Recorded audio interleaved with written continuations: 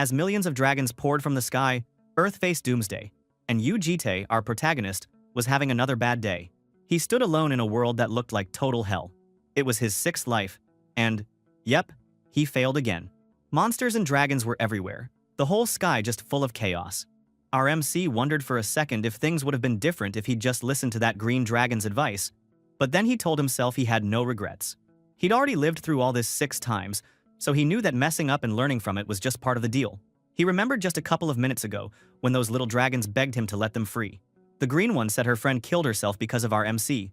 So, is he satisfied now?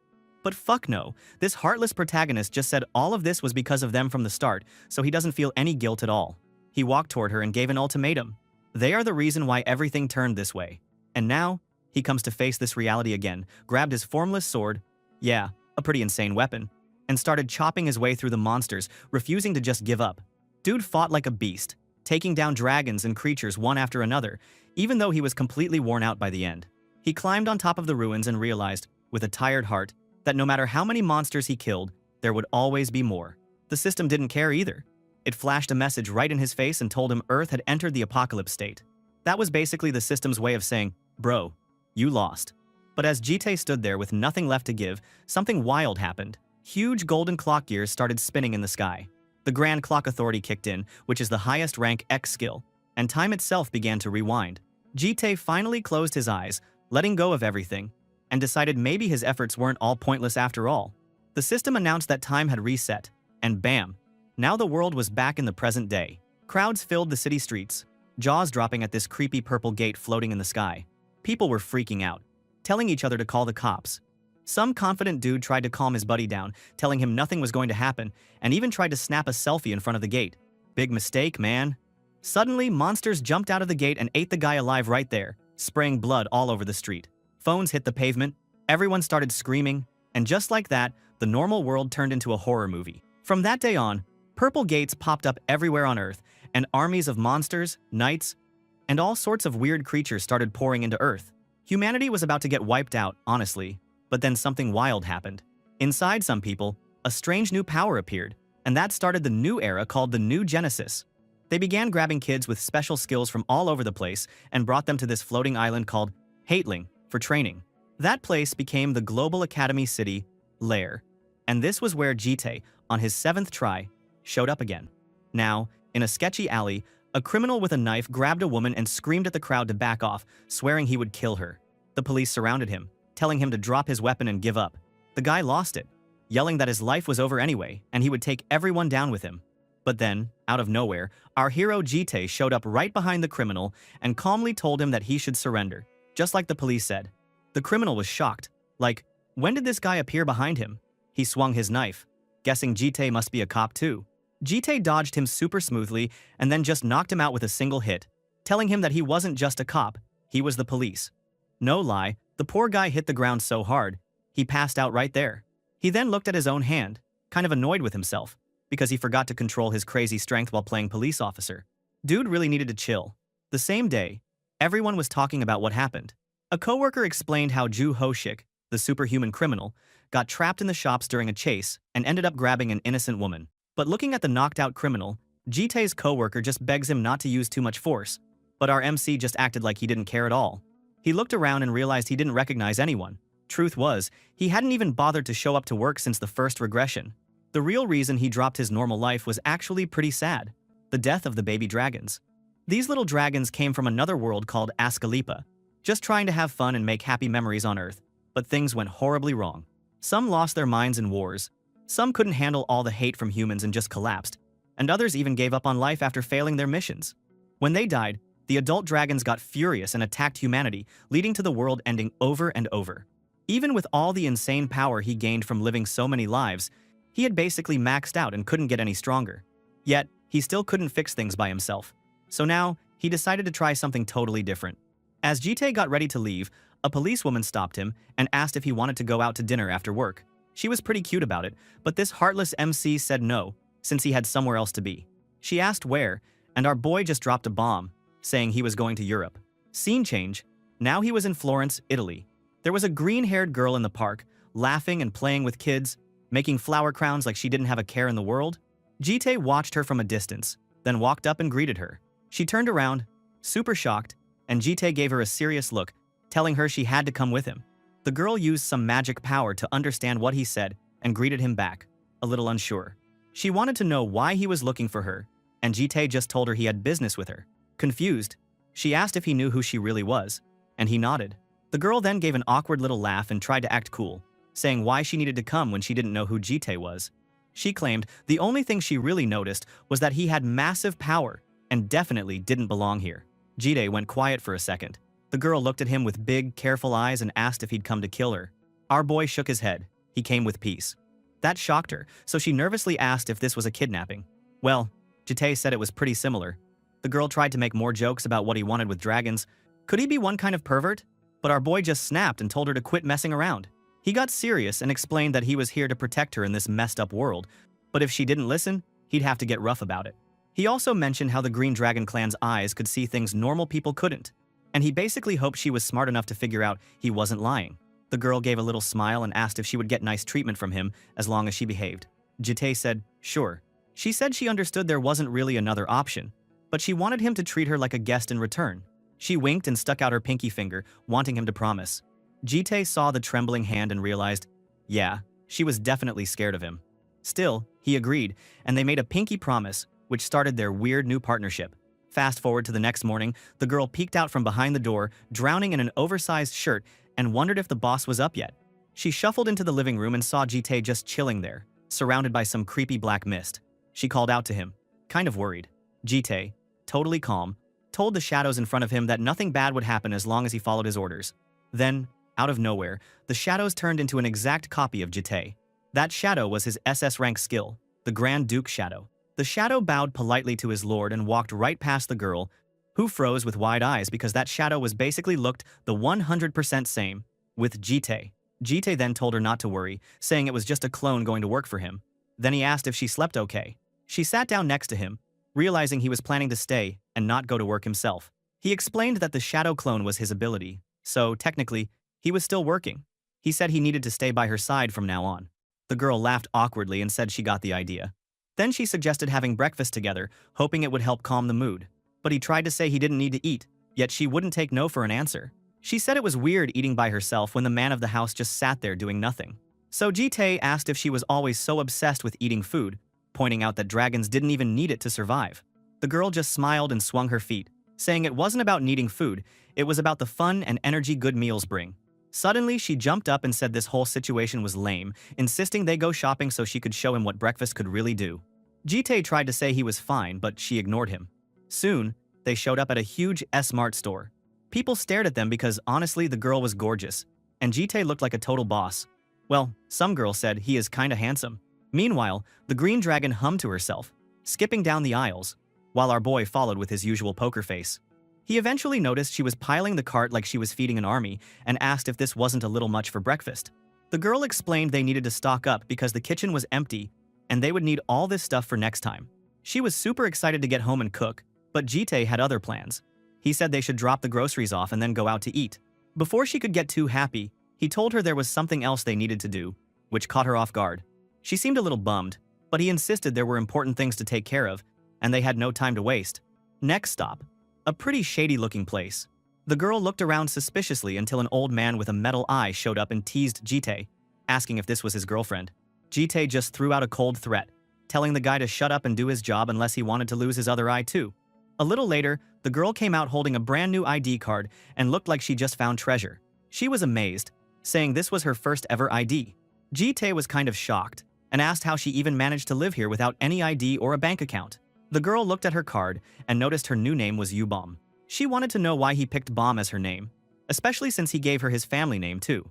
Jite pointed at the shop sign that said 4 Seasons and explained that since there were 4 dragons, he was naming them after the seasons. Bomb meant spring. She was the spring dragon. The girl beamed and said she loved it, thinking spring was all about life and happiness. She said her new name sounded beautiful. As they walked, she confessed she wasn't afraid of him anymore. But even though she said that, her eyes could still see the dark power around him, reminding her he was crazy dangerous. Still, she told him with a big grin that she didn't think he was a bad person. Jite wondered if she could really know that after just one day. The girl, as confident as ever, said her intuition was the best because she was a green dragon.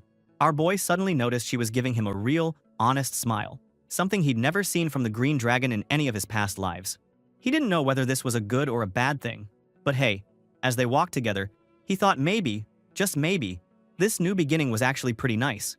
Meanwhile, somewhere in Africa, under the moon, this red-haired girl was standing over some poor guy she just wrecked. The dude kept bragging about how strong he was, but honestly, he didn't even last a minute. She stepped right on his face with her boot while he screamed, but she didn't care at all. She kicked him so hard that everything went quiet. Yeah, pretty sure she broke a bunch of his bones. Then she just laughed, looking down at his body and asking if he died because her hits were just that brutal. She was rocking a creepy skull mask and bragged that her body was packed with energy tonight.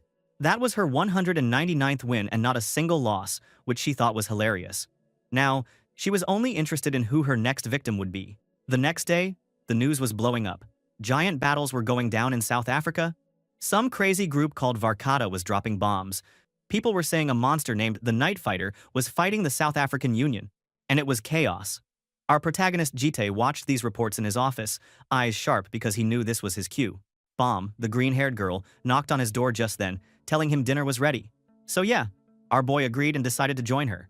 At the table, she showed off a dish that looked straight out of a horror movie. Whole fish were shoved into purple rice, all standing up like zombies, and she waited for Jite's reaction. Super confident. She said she got the idea from a sardine dish she saw in England and thought mixing it with rice would be perfect since, you know, Koreans eat a ton of rice. But honestly, these fish looked like they were screaming for mercy, and our protagonist's face said it all. He was suffering inside. So, she was basically Shion with her death food, like in Tensura. Anyway, while he tried to choke down the food, Jite told Bomb that tomorrow he was heading out to get the red. Bomb's face turned serious. She warned him that this was going to be insanely tough. Red wasn't like her at all. She'd be a nightmare to bring in and would never listen as easily. Jite said he wanted Bomb to come help convince her, but she hesitated, saying different dragon clans usually didn't team up. Our MC was surprised, hearing that they all wanted different things. Bomb explained her style was slow and steady, but the Red Dragon clan was all about fighting, violence, and showing off how strong they were. She warned him that if he tried to force the red, it might get super dangerous. Surrendering was worse than dying for those red dragons. Jite explained things were bad. Someone was already hunting red, and if he waited, she was going to die. He told her straight up that bringing her was the only way to avoid a bloodbath. Bomb was shocked that he actually asked for help, since she thought he was the type who would just take all the pain by himself, no matter what. But then she gave a bright smile and agreed, since she didn't want Red to die either. She did have one little condition though. Bomb pointed out, dead serious, that Jite had to eat every bite of her food first. She had noticed he stopped eating and put down his spoon the second he mentioned Red. Our protagonist froze, realizing she was way too sharp for her own good. In the end, that poor guy ate that food while crying inside. This was worse than fighting a bunch of dragons. Next, the story jumped back to Africa, in a city that looked like it got nuked. Dead soldiers were everywhere, and the red-haired girl was standing among the ruins. She looked down at one of the bodies, trash-talking about how weak everyone was. She was actually pissed that her 200th win was so lame. Now that nobody in Africa could give her a good fight, she started wondering if she should head to Europe and check out Green. Somewhere nearby, two terrified soldiers hid behind a wall, whispering like scared kids. They said the whole elite squad got wiped out by that one crazy girl. One of them just prayed that he would show up soon. Suddenly, the girl was right above those two, mocking how they thought they could hide by whispering in the dark. She attacked super fast, and just as she was about to finish them, a bright golden light blasted in and stopped her. She had to jump back, shocked by how much power she just felt. Everything exploded as the red-haired girl slashed the attack. The soldiers stared, completely freaked out that she could even dodge the attack from that man. Then, a massive armored knight showed up. He wondered if this wild girl was the famous Night Hunter. The soldiers all cheered because their savior, Javier Karma, had arrived. He was ranked 8th in the whole African Union, and he ordered his men to get the wounded out and fall back while he stood there, glowing like a boss. The girl called him Old Man, said his move was heavy, and guessed he was the boss around here. Javier looked her up and down, surprised she was a small girl under the mask. But the girl just dropped her sword to joke about people always got distracted by her pretty face, so they couldn't fight her right. Looking at how chill the girl was, Javier wanted to know why she wouldn't give up, since she could obviously feel how much stronger he was. But the girl just laughed like a lunatic, said she'd rather die fighting than ever surrender, and her weapon might be broken, but she wasn't running. She turned up the speed and charged, launching punch after kick at his armor. Then, she spotted an opening and got super hyped. She went for a low blow, hoping to end things with one dirty move. But after she hit him, Javier didn't even flinch. He didn't move an inch. The look on the girl's face? Pure shock. Like, what the hell was this guy made of? Javier, that big armored knight, glared at Red and basically told her that she must have only fought weaklings before. He said her fights were just games until now, but he was not about to play along. His eyes started glowing gold, and he admitted she was talented, just not talented enough for him. Then, out of nowhere, he lifted his giant sword and went full beast mode, while the poor girl freaked out and barely dodged. Next thing you know, Javier dropped his skill, Blade of Raw Ignition. The red dragon girl saw the attack coming and realized, uh-oh, there was no way she could dodge this one. So she braced herself, and boom, a huge blast of light slammed her straight into a rock wall, smashing everything in her way. Rocks went flying, dust everywhere, and it looked like she just got pancaked. Javier just stood there in the mess, thinking to himself that she was actually a monster. She strengthened her hand for a short time and blocked his attack, and now he was thinking he needed to hit even harder. When the dust started to clear, Javier looked at the destroyed wall and got worried. He wondered if the girl managed to escape. But here's what really happened.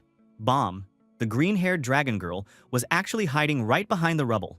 She was holding the wild red-haired dragon, covering her mouth to keep her quiet. Red just stared at Bomb in total shock, wondering what the hell she was doing here. Bomb whispered that she came to save her after hearing she was in deep trouble, but Red wasn't having it. She said the green dragon couldn't even fight, so what was she going to do? Yet Bomb got serious and warned her that if she kept this up, she might actually die. Red just shoved her hand away, saying she was going to finish this fight, even if it killed her. So Bomb should just butt out.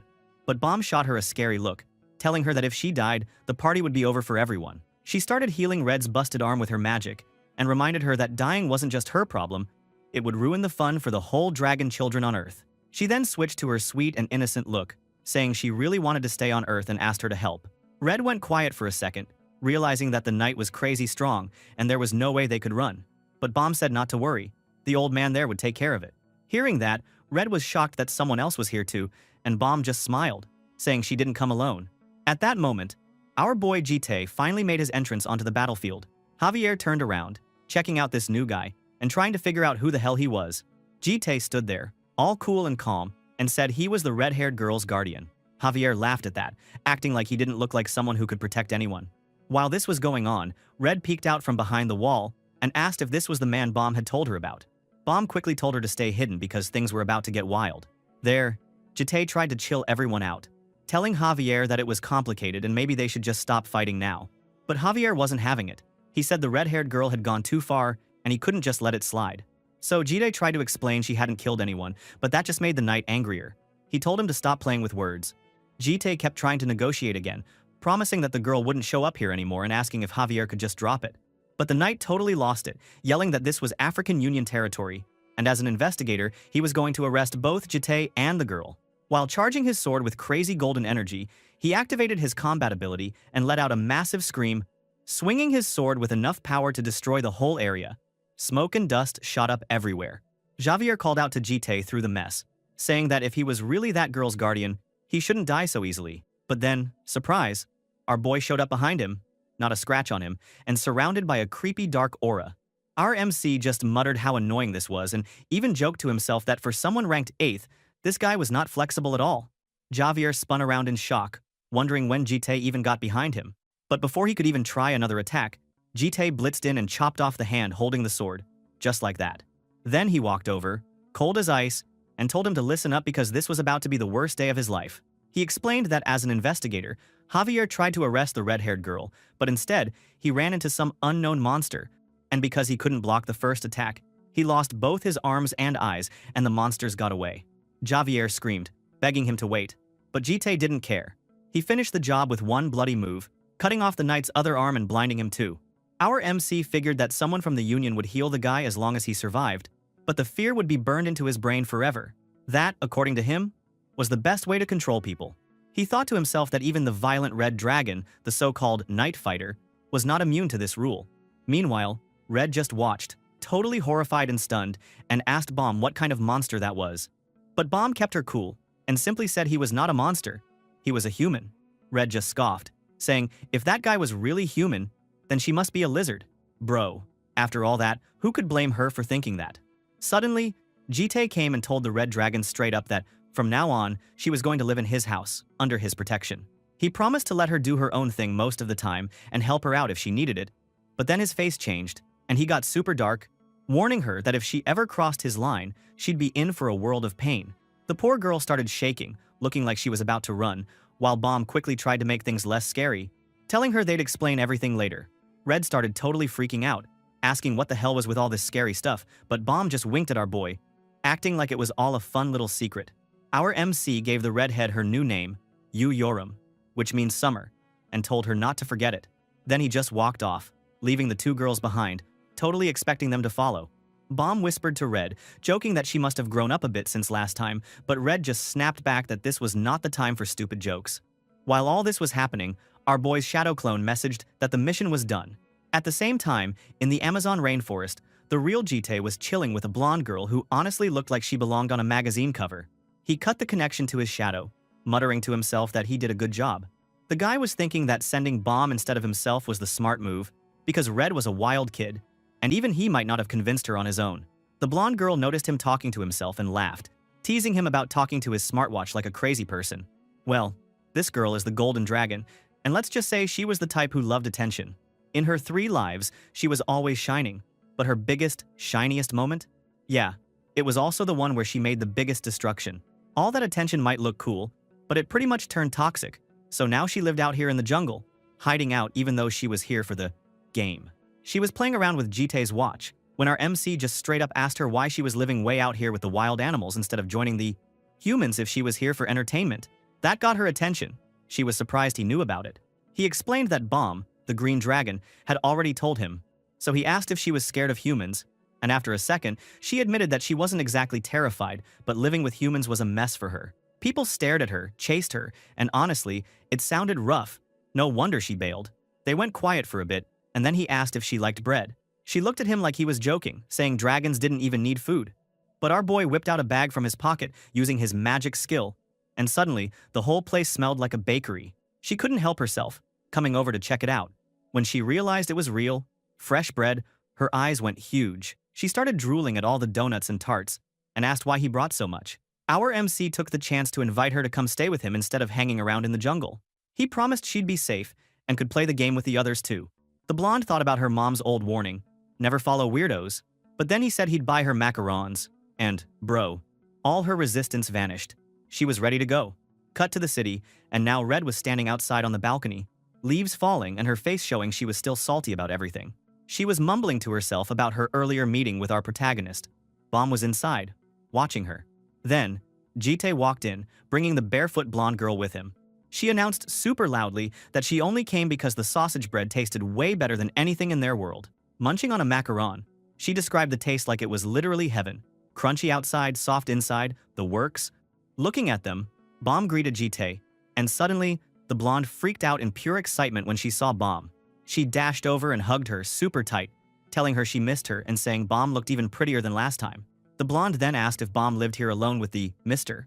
Bomb explained that she was also new here, and pointed out that Red was there too. Meanwhile, our MC was talking to his shadow clone, thanking it for the hard work and telling it to go back. Red poked her head in with an angry look, and she and our boy had a silent stare-off before she turned away. The blonde immediately spotted Red, ran up, and shouted her name super happily, but then she wrinkled her nose because she smelled smoke and started complaining that the Red Dragon clan always liked things that were bad for them. Red, not having any of it, slapped a hand over the blonde's mouth and yelled at her to shut up or else she'd rip her out by the roots. I mean, wow, she was still as violent as ever. Later, our MC sat down in the living room with all 3 of them and, not wasting any time, asked how old they really were. Bomb smiled and said she was 20. The blonde, all proud, said she was 10, and Bomb added that Yoram was 15. Yoram just sat there, bored, hand on her cheek, not caring about any of it. The blonde girl got all worked up, saying dragons grew up way faster than humans, and bragging about her body, saying no one needed to treat her like a little kid. Yoram even called her out, saying there was definitely something the blonde could brag about. You know. Switching topics, the blonde asked why everyone called Red as Yoram. Was that her fake name or something? Yoram just said she didn't know anything about it. Bomb then explained that their master gave them those names, and now her own name was Bomb. The blonde looked shocked and did not like it at all.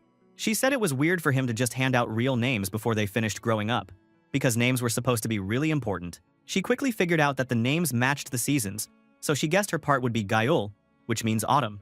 Our boy nodded and made it official, telling her that her new name was Yu Gayul, And our boy suddenly pointed straight at her necklace, telling her that when that little one is born, she'd have to name it Gyul, or Winter.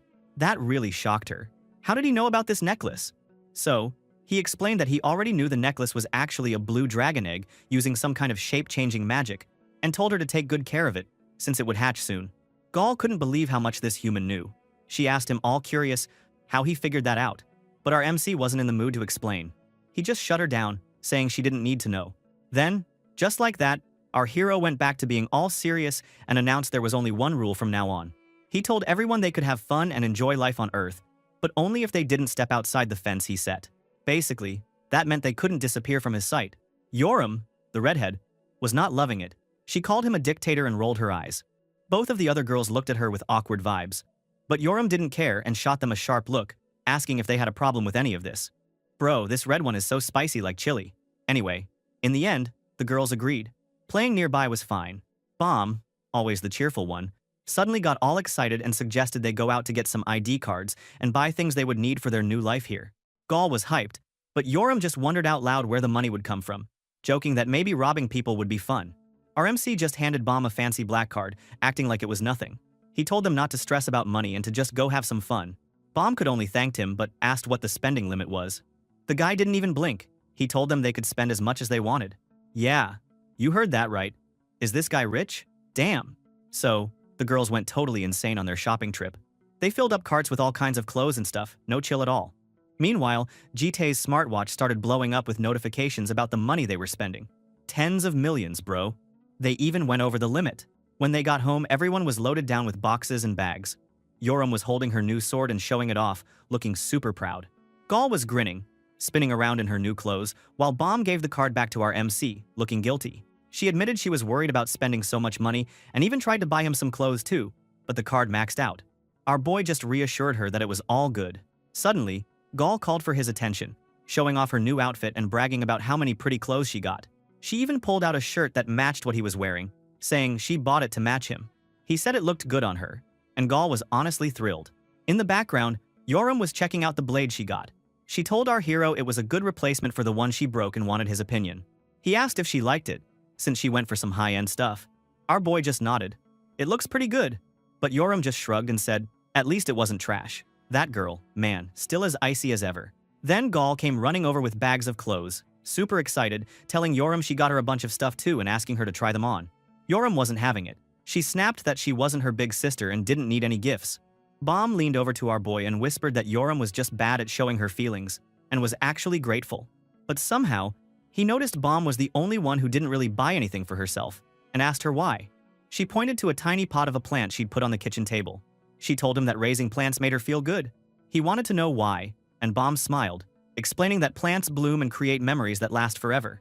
Suddenly, she remembered something she wanted to ask. She wondered if there was any way to really enjoy life here, even with the fence he made for them. She said food and fun were nice, but that wasn't everything for them. The MC told her there definitely was a way. He pulled out a school enrollment form and asked if they wanted to go to school. Hearing that, Yoram and Gaul just stared, totally shocked. Later, the three girls came home after their school interviews looking like they'd been run over by a truck. Gaul looked nervous as hell and told Yoram she was scared she'd be the only one to fail while the other two succeeded. Yoram was already annoyed, telling someone to just shut up. But Gaul turned her puppy eyes on, near tears, asking if she'd fail because she was a pig. But thank God this heartless MC just told her everyone did their best and tried to calm her down. But Gaul just lost it, wailing that she definitely failed to get accepted at Lair. Bomb asked where he'd been all this time, and he said he went out to pick something up. He pulled out a box, and the smell was insane. Pure magic. Bro. Gaul's eyes sparkled and asked if it was bread or macarons, but Jitae told her it was something even better. He suddenly remembered a TV show where Gaul, back in her famous days, got asked what her favorite food was. The host joked that she lived on morning dew, but Gaul laughed and said she was human too. Then she thought hard about her favorite food. And now, fried chicken and soda showed up on the table, and the girls all stared at it like they'd never seen food before. Yoram teased Gaul for acting like she was seeing fried chicken for the first time, even though she claimed it was her favorite food on TV. Gaul wasn't bothered. She just decided right then that fried chicken would be her favorite from now on. Jitae then tried to leave the room to let the dragon girls enjoy their fried chicken, but Bomb stopped him with those puppy eyes, asking if he was going to eat with them. She looked like she was really hoping he'd stay, but our boy just told them to go ahead without him. Bomb didn't give up. She got all pouty and cute, basically begging him to join them, but he stayed firm. Out on the balcony, his phone started buzzing. It was the Lair administration office. The person on the other end wanted to confirm if he was the guardian for the girls, and our MC said yes. But then he found out there was some problem about the interview. He was honestly confused, because Bomb hadn't said anything weird about it. The caller dropped the bomb. Bomb got a perfect score in the candidate interview. Not only that, but the interviewers loved her so much, they wanted her to be the student rep and do the oath at the entrance ceremony. The school was so hyped, they already asked her directly. But of course, Bomb had refused. She just said nope, not doing it. Now, the office wanted Jite to convince her, since it was such a big chance. Our boy didn't even think about it. He just shot back that he had zero interest in convincing Bomb because he respected her choices. End of story. As he ended the call, guess who showed up behind him? Yoram, all wild-haired and smoking like she owned the place, wanted to know who he was talking to and if it was about Green, but he just frowned, then told her to use Bomb's name instead of just Green. Yoram rolled her eyes and totally mocked the name, saying it was embarrassing and asking if they were playing house or something. Then, out of nowhere, she stared at him and asked what his real goal was with this whole thing. She wanted to know why he sent them to Lair.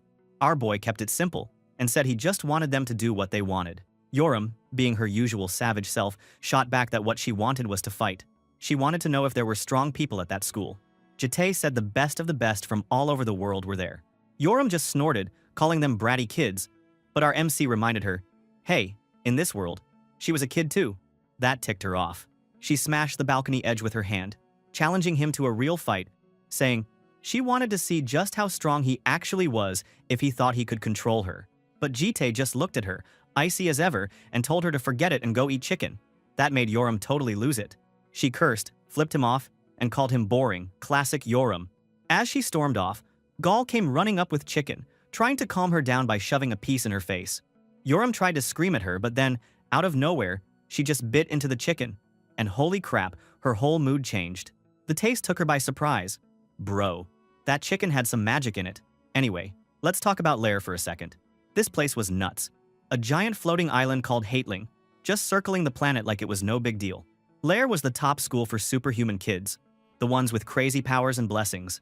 But honestly, most of the students came from rich families or famous clans. The regular public was kind of salty about it, saying it was just a playground for the elite. Back on campus, Gall and Bomb walked around checking everything out. Gall was super impressed, saying normal people couldn't even get in here.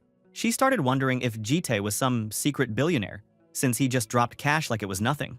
Bomb thought it was possible, saying he did act like someone rich, and Gall jumped around all happy, talking about how excited she was that everyone passed and how cool the uniforms looked. Then she suddenly realized, wait, where were Yoram and Jite? Bomb explained Yoram had to go to the Blue Dragon dorms for her practical interview, and Jite went with her as her guardian. Since the kids at Lair had superpowers but not a lot of common sense, adults from their families or organizations had to go with them to keep things chill. Gall said that made sense, especially with Yoram, because, let's be real, leaving her alone was a disaster waiting to happen. Bomb nodded, then explained Yoram's test was all about fighting and dueling with other students, and Gall got super hyped, wanting to go watch. But Bomb dropped the bad news, she already asked, and they said no. Gall looked crushed, asking why in the world it was forbidden. Bomb just shrugged and said if all of them showed up, it would cause chaos. As she looked up, bro, everyone was looking at them. I mean, where the hell are these cute supermodel-like girls coming from? All the other students on campus were whispering about them, talking about how pretty and mysterious they looked. Those dragon girls were basically celebrities on day one. The scene flipped to the Blue Dragon Academy's Changchun Hall, where things were getting wild. Inside the ring, students were bashing each other with wooden swords, the crowd screaming like it was the Super Bowl. Jite sat with a face like stone, just watching. This was just a child play for him. A coach was losing his mind, yelling at the kids to fight properly, but then a long-haired guy with a spooky smile told everyone to calm down, saying they should think about the kids' feelings and not stress them out. This guy walked straight up to them, introduced himself as Wei Yan, the head professor of the Blue Dragon Academy, and talked about how excited he was to work with the Guardians. All the other adults were fangirling over him, saying he was a legend. Jite? He just sat there, silent as ever. People kept praising that head professor, whispering that he wasn't just rich and powerful, he was also a war hero. Suddenly, the announcer's voice boomed through the hall, calling for number 124 and number 7. Our protagonist focused, eyes sharp, as Yoram walked into the ring with her wooden sword, looking totally bored. She muttered that things better not be lame, or she'd seriously run away from home. She glared at her opponent, a blonde girl, thinking this better be worth her time. The crowd went wild, trying to guess who would win. Sofia Volova or the red-haired girl? Some dude in the audience said the redhead was totally his type, but his buddy told him to focus, saying the real question was who'd win, not who was hottest. The friend was sure Sofia would take the win, since she used to be in the RIL forces, even before starting school. The RIL were basically the Russian airborne hunter forces, famous for being terrifying and putting their people through training that was basically torture. Near the arena, a giant dude was going absolutely nuts, yelling at his girl in the ring to crush it and reminding everyone just how much he expected from her. The girl, Sofia, was standing there, feeling like she wanted to disappear out of pure embarrassment. Yoram, who was her opponent and clearly loved to mess with people, spotted all this and started throwing shade. She said Sofia's dad seemed like he was losing it, and then cranked the sarcasm up, telling her maybe she should just quit and run back to daddy's arms. She even called her daddy's girl with a grin that would make you really want to slap her. And Sofia? Her whole face just switched. She glared at Yoram and said in the coldest way that she should shut her mouth right now. You could see the fire in her eyes, and she even warned her that if that red hair kept going, she wouldn't leave this place alive. But Yoram was loving it, bro. She just smiled that crazy smile, basically daring Sofia to try her luck. The crowd picked up on the tension, some of them saying that kind of look was classic for someone from the RIL, but even they admitted Yoram looked pretty tough herself. At this point, everybody got real serious, ready to throw down. The bell rang, and Sofia shot forward like a bullet. The two girls smashed into each other, and Yoram managed to block the first hit, tossing out a sly comment that Sofia's speed was not bad. Then, with a quick move, she went for a big counter, swinging her stick and yelling that Sofia should taste this. Sofia wasn't backing down. She rushed in again, landing a hit so fast that Yoram barely blocked it, but even then, her shirt got ripped. Dude, Yoram went nuts. This was her new dress. But Sofia didn't care. She just kept swinging, chasing Yoram around the ring with some serious close combat attacks. The crowd was probably loving it, all those hits and blocks echoing through the place. Sofia tried a low kick, but Yoram jumped up like some acrobat, pushed off the iron fence, and dropped down with her sword aimed straight for the enemy's head. Sofia threw her hands up to block, but the force of the hit sent tremors down her arms. She actually whimpered from the pain. Yoram saw her chance and just went all in, attacking so fast and hard that Sofia was stuck on defense, getting pushed back step by step. Then, in a blink, she zipped behind her. She said Sofia must have thought she was strong, just because Yoram was taking it easy at first. After that, she just destroyed her, landed blow after blow, hitting Sofia so hard that she dropped to the floor, coughing up blood. She couldn't even get up. Yoram stood over her, sword at her face, and the ref called it victory for candidate number 124. Yoram laughed, saying, Sofia acted tough but turned out to be weak as hell. Hearing that, Sofia got so fucking angry. This red-headed lizard is so good at anger-baiting people. Sofia's guardian ran down, yelling her name. The crowd started whispering, mocking how some so-called elite got beaten so badly, while others commented on how she'd been crushed, even though she looked strong at first. People were in awe of Yoram, saying she hadn't even gotten scratched and was just playing around with Sofia. The insults kept coming, with some folks saying Sofia must have only gotten in because she looked pretty, not for her fighting skills. Meanwhile, a nurse rushed over and started healing Sofia with some glowing green magic. Sofia just sat there, head down, hair covering her face, while people called her a glass cannon, strong-looking but breaks easy. The nurse told the guardian that Sofia's arms were broken and would need time to heal. Sofia was shaking and telling her guardian she was fine and could keep going. The guardian tried to comfort her, putting on a sad smile and saying she did her best. But her skills just weren't enough against someone like that. He said he wasn't disappointed, and maybe this defeat would actually help her get stronger in the future. The guy even got all philosophical about it, saying everyone grows from losing sometimes. Before he even finished talking, the nurse was clearly freaked out, saying her daughter was walking to Yoram again. Then, out of nowhere, Sofia summoned a knife and, muttering in this super creepy voice, said she hadn't given up, just took a step back. There was this wild look in her eyes. She was totally losing it. Yoram was leaving the ring, thinking it was over, when Sofia shouted at her, asking where that bitch thought she was going because this fight wasn't done yet. Then Sofia just snapped, charging at her with real killing intent, stabbed her from behind. Up in the stands, our protagonist only watched all this with a cold, silent stare. Dude didn't even flinch. Yoram's eyes went dark with anger as she realized what was happening, muttering curses under her breath. She really got stabbed from behind by a mere kid. Sofia then screamed. She was going to kill her, and attacked like a maniac. The whole place went nuts. Audience and teachers were freaking out as the fight turned totally insane, like a crime scene instead of a match. Yoram finally understood that Sofia wanted this to be a real fight to the death. So, she decided to go for it as well. So, she grabbed Sofia's hair super hard and made her scream out in pain. Yoram was not playing around now. She then smashed her fist straight into that bitch face. She didn't stop there either. She just kept punching and punching, not caring at all, even while blood was flying everywhere. The students watching could not believe it. Some of them were probably thinking, what the hell? Why isn't anyone stopping this? Then Yoram finished it off with a massive hit that knocked Sophia out cold, her face a total mess and blood everywhere. She was breathing heavy but still looked at Sophia's body and said it was not over yet.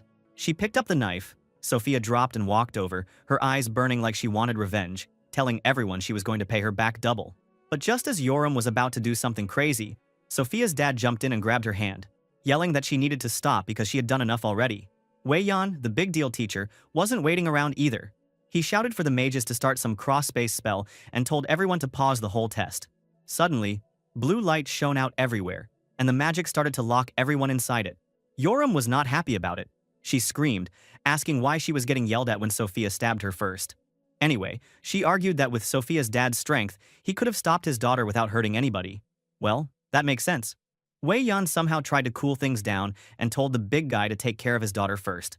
Then he turned to Yoram, smiling calmly, and told her his assistant had gone to get her guardian, so she should just wait and get treatment for now. Yoram snapped back, saying she wasn't going to stay quiet since she was still mad as hell. Wei Yan lowered his voice and said he saw everything.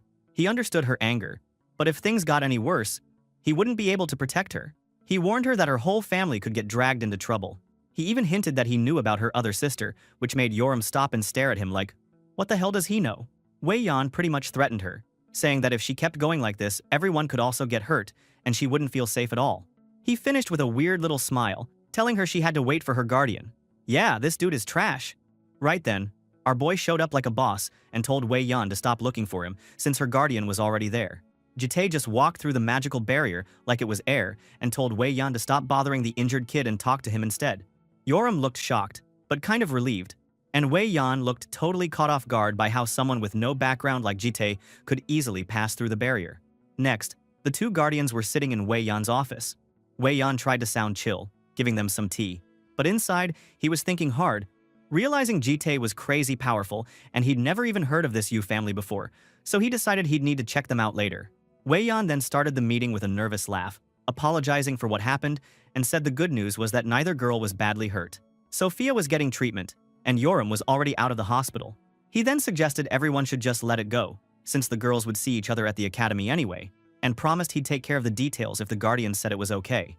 Mikhailov, Sophia's father, sat there with his eyes closed, quiet for a bit, then admitted this mess started with them, so he'd apologize first. He introduced himself as Sophia's guardian, and explained that Sophia was just young and lost control of her emotions this time. But our boy Jite? He didn't even blink. He gave Mikhailov a cold stare and said he wasn't about to accept some apology from another guardian instead of the girl herself.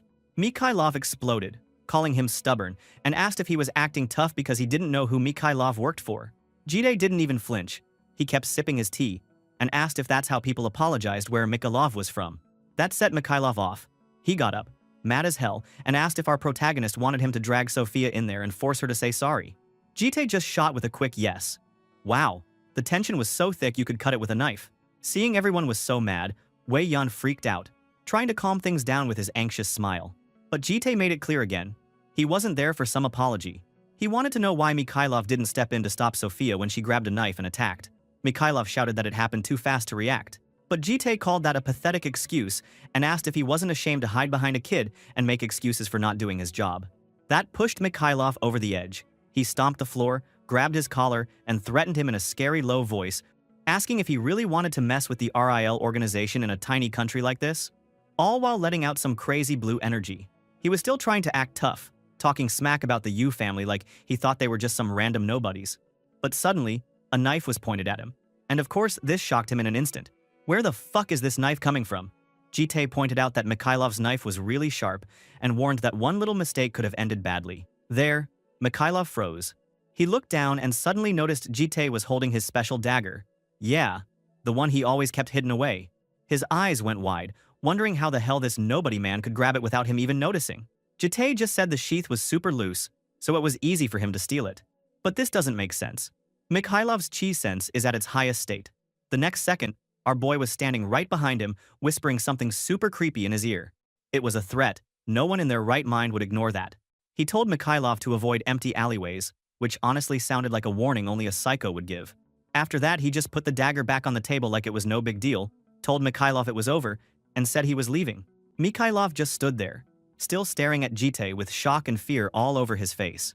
Meanwhile, Wei Yan, who had been sweating bullets the whole time, finally let out a huge sigh of relief, like he just dodged a total disaster. When Jite walked out, he found Yoram waiting for him in the hallway. He asked her if she was all right. Yoram didn't even flinch. She said it was just a scratch and bragged about how tough the Red Dragon clan was. That's classic Yoram, right? Our boy only nodded and told her that was good. But then her mood changed fast. She stopped, looked at him with a pout, and quietly asked if he thought she messed up too. She admitted she felt like this whole mess started because of her. She was angry and felt bad, but she figured maybe she should have acted more mature, like a grown-up instead of a hothead. But our MC wasn't having it. He cut her off with a serious face and said she actually did fine, which really surprised her. Then, in his usual cold style, he gave her some wild advice. If this ever happened again, she should just finish her fight somewhere nobody could see her. Bro, that was pretty dark, but Yoram loved it. She grinned like a little devil and teased him, reminding him he'd better not regret saying that. Jite, cool as always, said he wouldn't. Out of nowhere, he told her to go start packing when they got home. Yoram asked where they were even going. So, he told her they were moving into the Lair Academy dorms. Yoram just rolled her eyes and joked about how Gal, the tiny yellow chick, was probably way too excited about this. Then, someone called out for Jite. Both of them turned around and saw Wei Yan coming up with his usual creepy smile, asking if he could talk to them again. Jite said he thought they were already done, but Wei Yan insisted he had something important to say, something that also involved Yoram. Yoram groaned, stuck her finger in her ear, and complained about getting scolded even more, but Wei Yan said this time he was offering her a good deal. He went for it and asked her if she wanted to be the freshman representative at Blue Dragon Academy. He made it sound like a dream. Tons of scholarship money, rare magic items, tons of media attention, the whole deal. Our boy, not trusting this guy for a second, asked if Wei Yan even had the power to offer something like that on his own. But Wei Yan just grinned and said he was super close with the vice principal, Ma Namyun. The second Jite heard that, his face went blank and dark, so you knew something was up. Turns out, inside his head, our MC was thinking about some heavy stuff. Both Wei Yan and Ma Namjun were demonic humans. Contrary to superhumans who take on blessings, they instead take on void. These were humans who basically gave up their humanity for power, going full rage monster and just wanting to destroy people. They were the reason the world had so many problems, and Jide had lost some really important things because of them in his first and second lives. Honestly, he wanted to beat Wei Yan to death every time he saw him, but he forced himself to stay patient. He decided that Wei Yan needed to suffer a lot more before death. Anyway, he then told him that the only opinion that mattered was the person involved. He was just Yoram's guardian, after all. Wei Yan agreed, laughing and saying it was all up to Yoram in the end. He looked right at her and started hyping up the offer, talking about how the school was changing and how he wanted her to be the leader at the big year-end event. He even held her hand and asked her to help him shape the future. But Yoram? She was ice cold. She told him straight up nope, she didn't want the job. Wei Yan just stared at her, thinking maybe he didn't hear her right. But she repeated it totally stone-faced. He heard her perfectly. Then she turned to Jite and said they should just go home and pack. Wei Yan started losing it. He wanted to know why she even bothered coming to the test if she was going to say no. Yoram shrugged and said she was bored in her room and just wanted to start a fight for fun. You could see the veins popping on Wei Yan's face. The dude was about to blow his head. He tried one more thing, pointed out the window at a huge crowd of reporters waiting to hear his side of the story about the stabbing. Then he threatened her, saying her life at Lair depended on whatever he said next, so she better think about it. Yoram just turned her back on him, said she wasn't doing it, and walked away like a boss. Wei Yan shot her the nastiest look ever, muttering that he hoped she didn't regret this choice.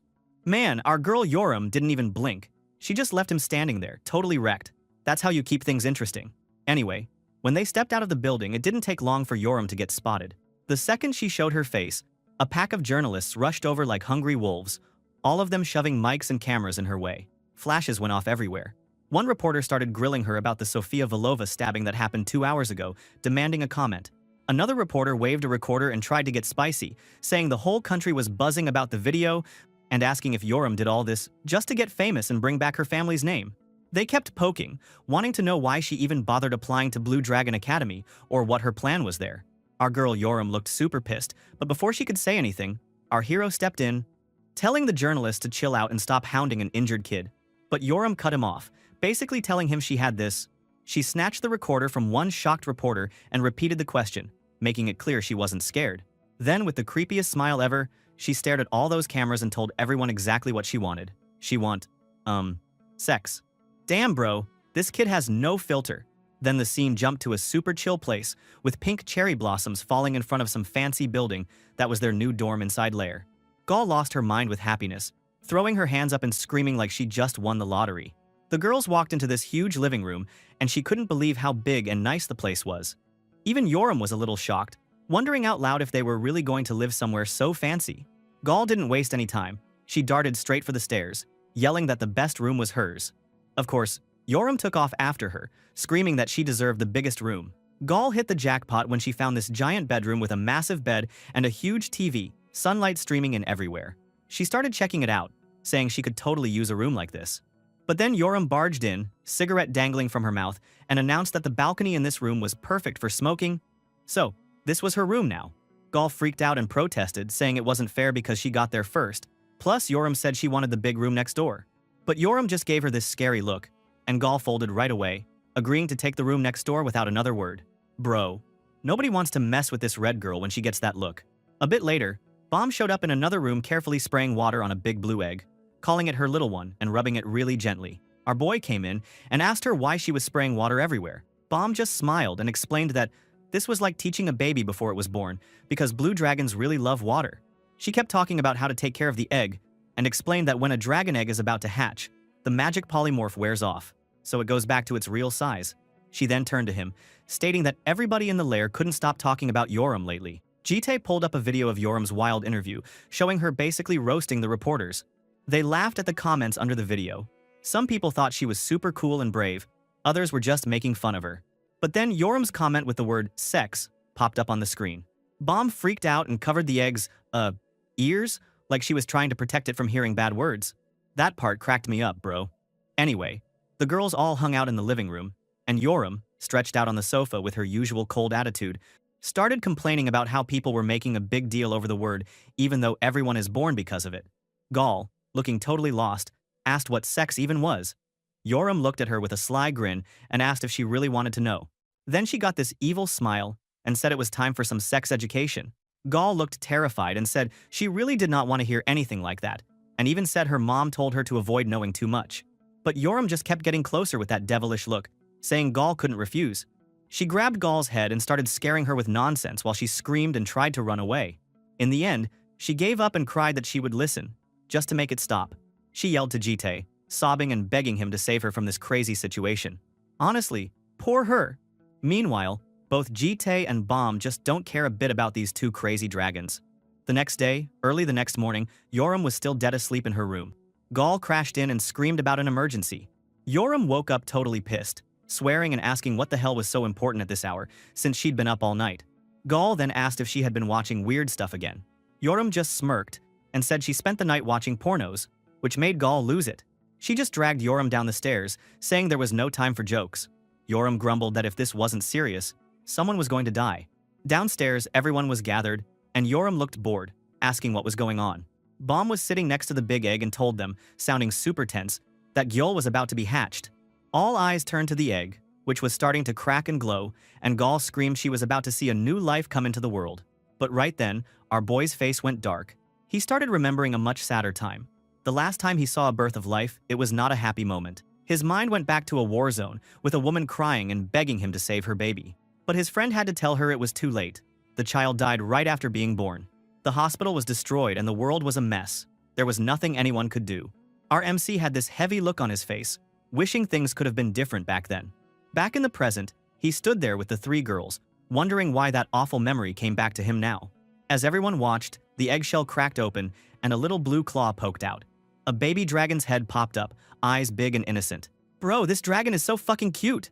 Damn. Bomb looked so happy and congratulated the new baby on her hatching. Gaul's eyes were shining. They were about to explode with happiness.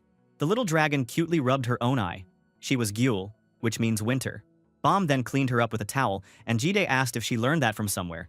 Well, Bomb said her mom used to do it for her. Well, except her mom licked her back then. She asked him if he wanted to hold the baby dragon, but he just quietly refused. Gaul jumped up, super excited, and begged to hold the little one.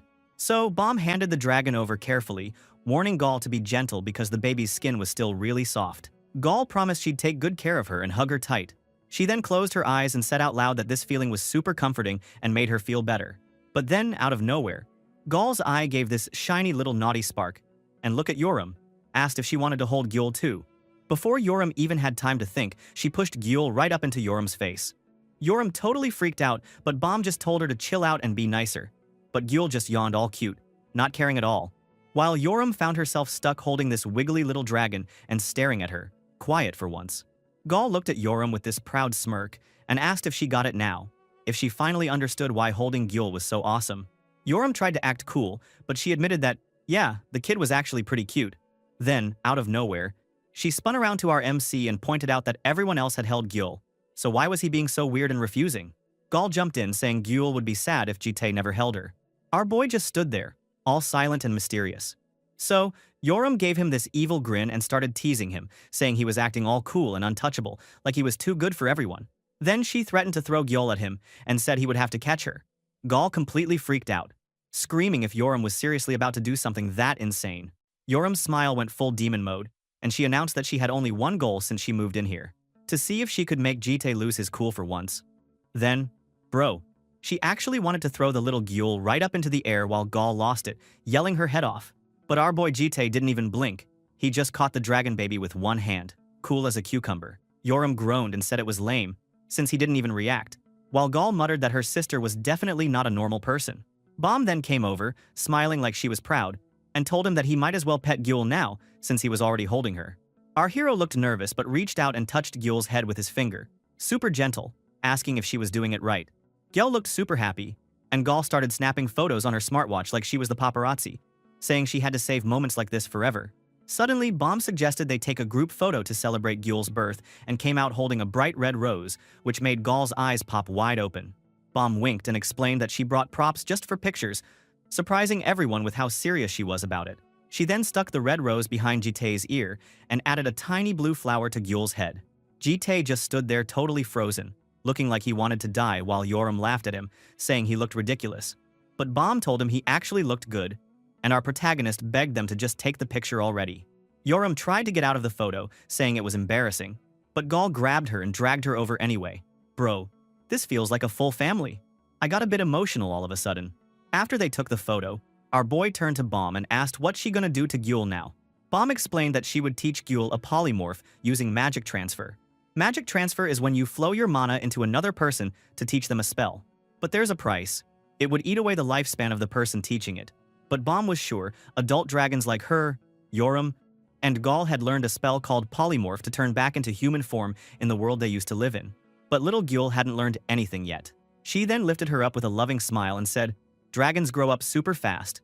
So, she really wanted to give Gyul happy moments and good memories before she got too big for all this family stuff.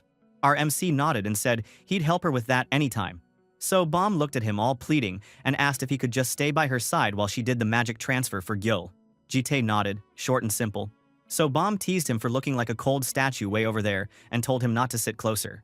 He said, super serious, that he couldn't see any reason to sit so close, but Bomb wouldn't let it go. She argued that she might get super tired from the spell and drop Gyul, and then she'd feel so guilty if the little one hit her head. She was trying her best to make it all dramatic, but Jite just stared at her with his poker face. Finally, our poor MC gave in, sat down next to her, and said he really didn't have a choice, did he? The second he sat, Bomb could feel how Jite's shoulder was so hard, and suddenly whispered with red cheeks that it was hard. Jite asked, "What's hard?" And Bomb became so shy and quickly stammered that she meant the sofa was hard, not anything weird. Our boy just replied seriously that the sofa was made from expensive materials, so that was strange. To quickly change the topic, Bomb started doing her magic, a green glow swirling around her and little Gyul as the magic transfer began. She said she would begin the magic transfer now. Alright? So a few days went by after that whole magic transfer thing, and our girl Bomb was totally wiped out. Seriously, she was lying on the sofa like a fried fish, steam basically coming off her, and weakly saying she finally finished. Our boy, the MC, stood over her and praised her for all her hard work, and Bomb just said thanks. She tried to get up, but man, she was too tired, and walked like a zombie. She told our boy to make sure to feed little Gyul and burp her while she took a nap. Bomb also reminded him to wake her up if anything wild happened. But then, whoops, she almost passed out from being so tired.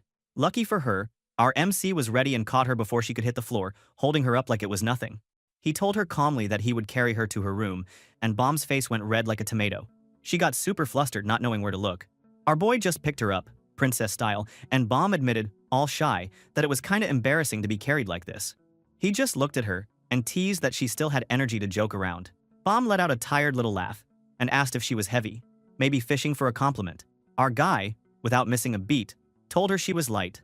Bomb seemed super touched that he could actually say something so nice. He put her down in bed, tucked her in, and before long Bomb was out cold, totally deep asleep. Our MC left the room real quiet and closed the door. But as soon as he stepped out, he noticed some weird blue mana ripples coming from the living room. Yeah, that sounded like trouble. He went to check and saw this crazy bright blue light filling the room.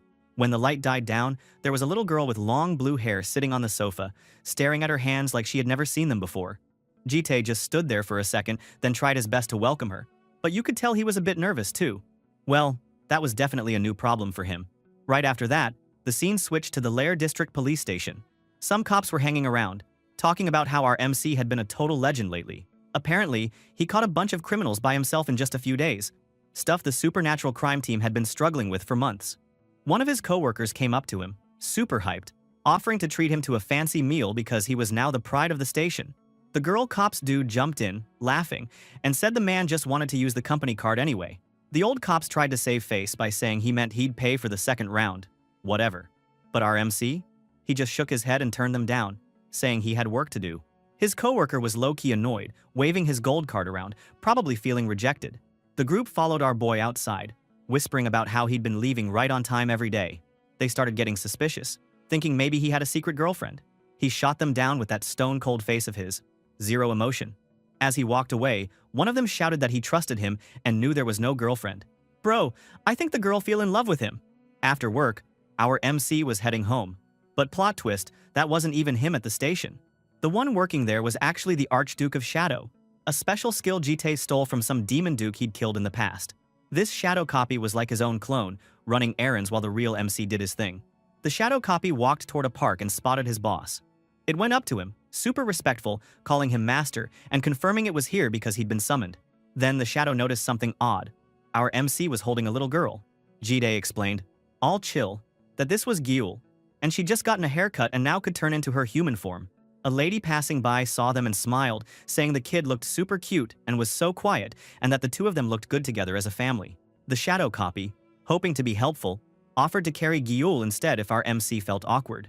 But suddenly, Gyul shot the shadow a death glare, looking at it like she wanted to fight. The shadow got totally freaked out. Jite refused the help and set Gyul gently on the ground, saying she could walk on her own, while the shadow just stared at her, probably reconsidering its life choices. The shadow asked why his boss was out here with Gyul anyway, and why Bomb, Yoram, or Gyul weren't babysitting instead. Jite explained that Bomb was stuck in bed with a fever from the magic transfer, and as for the other two, well, he remembered the chaos. Gyul wanted to go shopping with her sister and wouldn't shut up, while Yoram was just sitting around smoking, refusing to talk to anybody. Our boy was like, yeah, these two are not ready for responsibility yet. The shadow nodded, finally understanding. Then our protagonist asked what was up, the real reason the shadow wanted to talk. He gave the shadow a hard stare, basically saying, don't pretend you don't know, because he could feel everything the shadow did. The shadow looked away, nervous, explaining that it wasn't complaining or anything, but it was kinda confused about its new life. All its other masters just made it do serious stuff, killing, conquering, scaring people, but now, it was just living a normal, boring life, which was kinda hard for a monster like it to get used to. The shadow apologized if it sounded disrespectful. Our MC reassured it, saying, hey, it was normal to think about this kind of stuff, since it was a real being that had desire. He promised that a bigger mission was coming, but for now, he ordered the shadow to just keep acting normal at work and blend in. Before heading out, he told the shadow that the other cops were bummed about getting rejected and ordered it to go out for drinks with them, since it'd be leaving soon anyway. The shadow bowed super respectfully, promised to do it, and went off to follow orders. After the shadows were gone, Jite spotted a mother and her kid looking super happy. The kid was all smiles, hugging her new doll and telling her mom she was the best. Our MC noticed Gyul staring at that scene like she couldn't look away, and he guessed that maybe, deep down, she really wanted a doll herself. He thought if he had known earlier, he would have just bought her one already. The poor girl just kept staring, so hard that even he could feel what she wanted without her saying a word. So, our boy asked if she wanted a doll. Gyul's eyes went wide, like he'd just read her mind or something. Instead of just going to a store, Our MC reached up and opened some kind of dark slice in the air. Yeah, just a casual portal. And pulled out a big blue teddy bear. He told her it was a bit different from the one the other kid had, but hey, close enough. Gayul took the bear. And man, it was almost as big as she was. Her cheeks went all red, and you could tell she was both shy and super happy, just looking at that teddy. He asked her if she liked it, probably expecting her to give a little nod or a hug. But nope, she just put the giant bear on the ground and started walking away with those tiny steps, walking to our MC standing there, confused out of his mind. Seriously, what was up with that? Maybe she was angry, or maybe she just didn't like the gift. He caught up and scooped her up in his arms, thinking maybe the bear wasn't enough, and wondering what else he should have done. He told her he didn't have any more gifts, but she just reached out and gently touched his cheek, then rested her forehead against his. Our MC was totally thrown off by this. Why was she acting like that? He started wondering if maybe Gyeol thought magic transference was the same as showing affection. Maybe she was just trying to say she liked him or something. But his mind started drifting to all the dark stuff. Wars, blood, the times he fought monsters and dragons, all the violence from his past lives. Those memories were rough. But then he snapped back to the moment and met Gyeol's innocent eyes. That look from her made him calm right down, and he actually smiled for once. The baby smiled back, and the two of them just walked together under the sunset, holding hands like a real family, with her dragging her huge teddy behind her. It was kind of adorable, not gonna lie. But then our boy stopped suddenly, letting out a breath like he just sensed someone nearby. Out of nowhere, Gayul popped up, waving and running over to them. She was super hyped, gave Gayul a big hug, and told the MC she'd just been to the shopping district. She touched her head with the little girl and hinted that Gayul was really happy and liked him because she'd just gotten a doll. Our MC looked shocked and asked Gayul if she could read Gayul's mind. Gayul laughed and explained that dragons could send feelings and thoughts, not just magic, just by touching skin. She said touching foreheads was the best way to do it. That made our MC realize Gayul's little forehead move was her way of showing her feelings. Dude had no idea. Gayul teased him about not knowing everything, which, honestly, he kinda deserved. Then he noticed she was carrying a huge bag and asked her about it. She grinned and pulled out a brand new guitar, saying she got it so she could share her feelings without needing to touch anyone.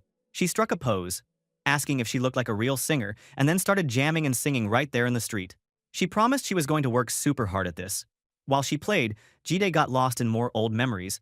He remembered a guitar on the floor, medical gear and syringes, and Gayul sitting there totally wrecked, blood on her hands and empty bottles everywhere. Yeah, that was a bad memory.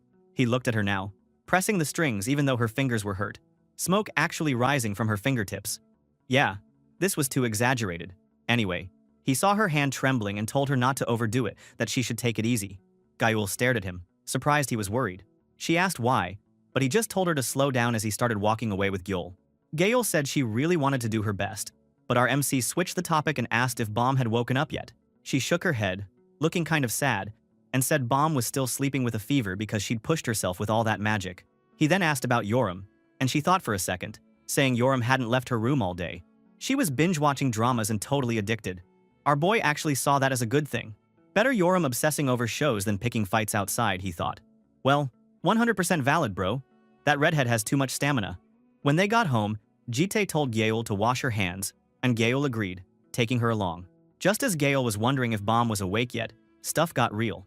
Out of nowhere, our MC slammed his hand down on her shoulder, his whole vibe changing in an instant. He got super serious and ordered Gayul to grab Gayul and go to their room, telling her not to come out until he said so. Gayul was freaked out by how intense he sounded and asked what was happening, but he just repeated, "Go, now." She got scared, nodded fast, and pulled Gayul away to the room. Our MC walked over and slowly opened Bomb's door. His face went dark the second he saw inside. The room was packed with knights in full armor, their eyes glowing in the shadows, all standing around the bed where Bomb was sleeping. One of them turned and asked our MC, in a cold voice, if he was the one who did this to the Green Dragon. These were no regular guys.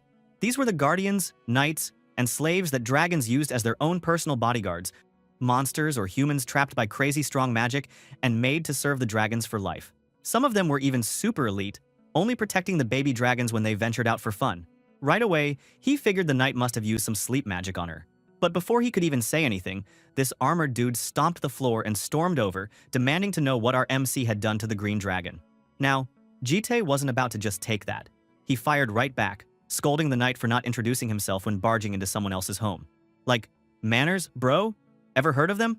But the knight just started acting all high and mighty, saying that asking questions was only for the strong, and that our MC was way out of his league.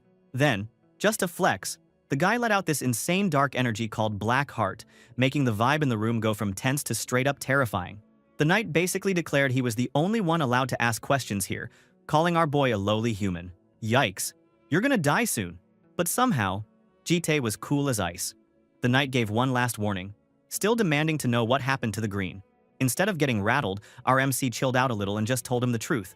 A blue dragon had been born, and the green was wiped out from teaching the baby dragon how to use polymorph and doing a magic transfer. That only made the knight glare even harder. He wanted to know who the heck our MC thought he was, standing there like a boss. But Jite just answered all calm and confident, saying he was their guardian. The knight actually laughed at that, like he couldn't believe a regular human would even think of protecting dragons. He mocked our boy, asking if he even understood who these dragons really were. But Jite just gave him a sharp look and said he knew exactly what kind of beings they were, and that's why he had a question for the knights. Then our boy dropped the bomb. He asked why they showed up so early, since they were supposed to be scattered far away in some dimensional rift. The knights were totally stunned, looking at each other like, how did this random human know about that? Their leader realized something was way off, because this dude knew way more than he should. The leader tried to play it cool, saying they were the guardians of the children and keepers of history. He admitted our MC had taken care of the dragons for them, but then said he didn't trust him one bit, hinting that letting him live could be a problem. Yeah, you guys are done. Our boy just suggested they talk it out, but the knight wasn't having it. He swung his huge sword from above, saying he'd make it quick so Jite wouldn't even feel pain. But here's where it got insane. There was a huge boom and purple energy everywhere, but our MC didn't even flinch.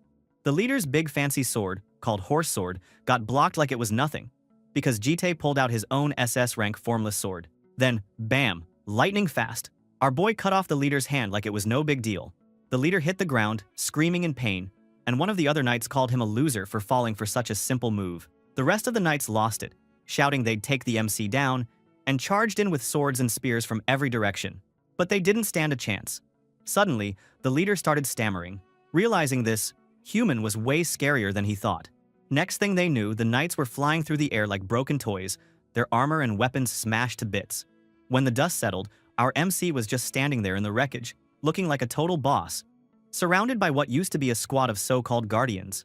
The leader, still on the floor, looked up at our MC, shaking with fear. In his head, he admitted he should have trusted his gut. No normal human could do any of this. He realized too late that Jite was on a whole different level, basically calling him an untouchable monster. Our boy stared down at him with those dark, scary eyes and started walking over. He reminded the knight that he'd wanted to talk in the first place. The leader, trembling, asked if this world was under Jite's rule now, but our MC cut him off fast, telling him to just answer the question. How did the knights even get here? Since there was supposed to be a dimensional issue, the leader finally gave in. He explained that there was a dimensional distortion. Their master tried to open a dimensional gate from the nest to this world, but something went wrong and they all got kicked out randomly. Our MC asked him to explain exactly what that distortion was. The knight said he didn't know every detail, but remembered their master once mentioned something called the Horizon of Providence. He said this distortion was a side effect from the power of that horizon, like space itself was twisting around it. Now, this was news to our MC.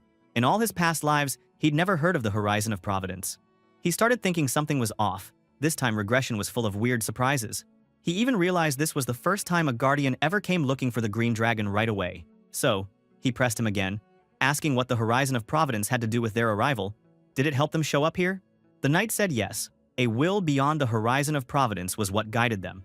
That really caught our MC's attention.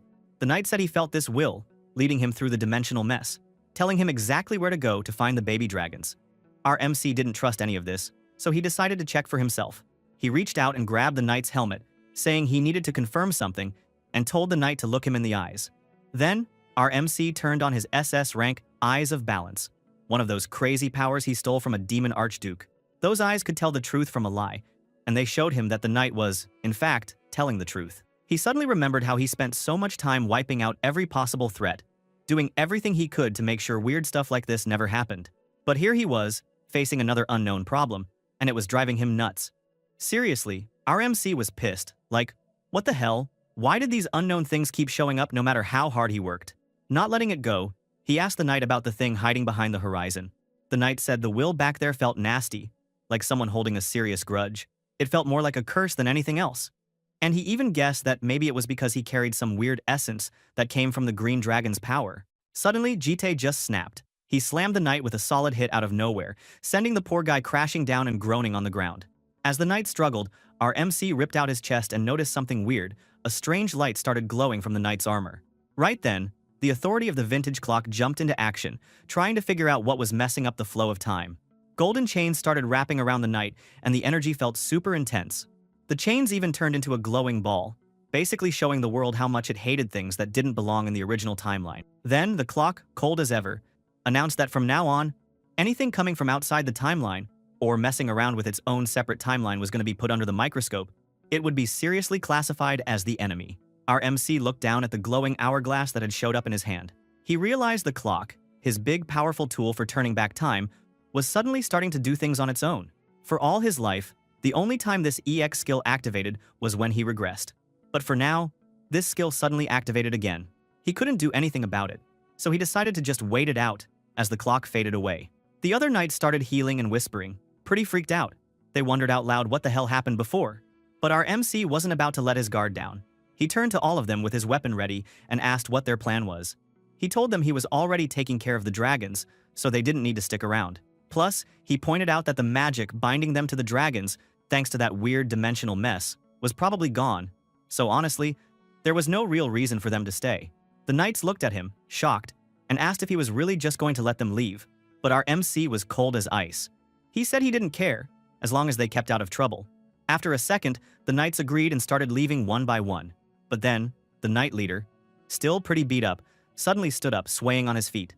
He said he couldn't leave, and everyone went quiet. Jide was surprised and asked him why. The knight explained that he was the guy in charge of protecting the flow of causality, or whatever.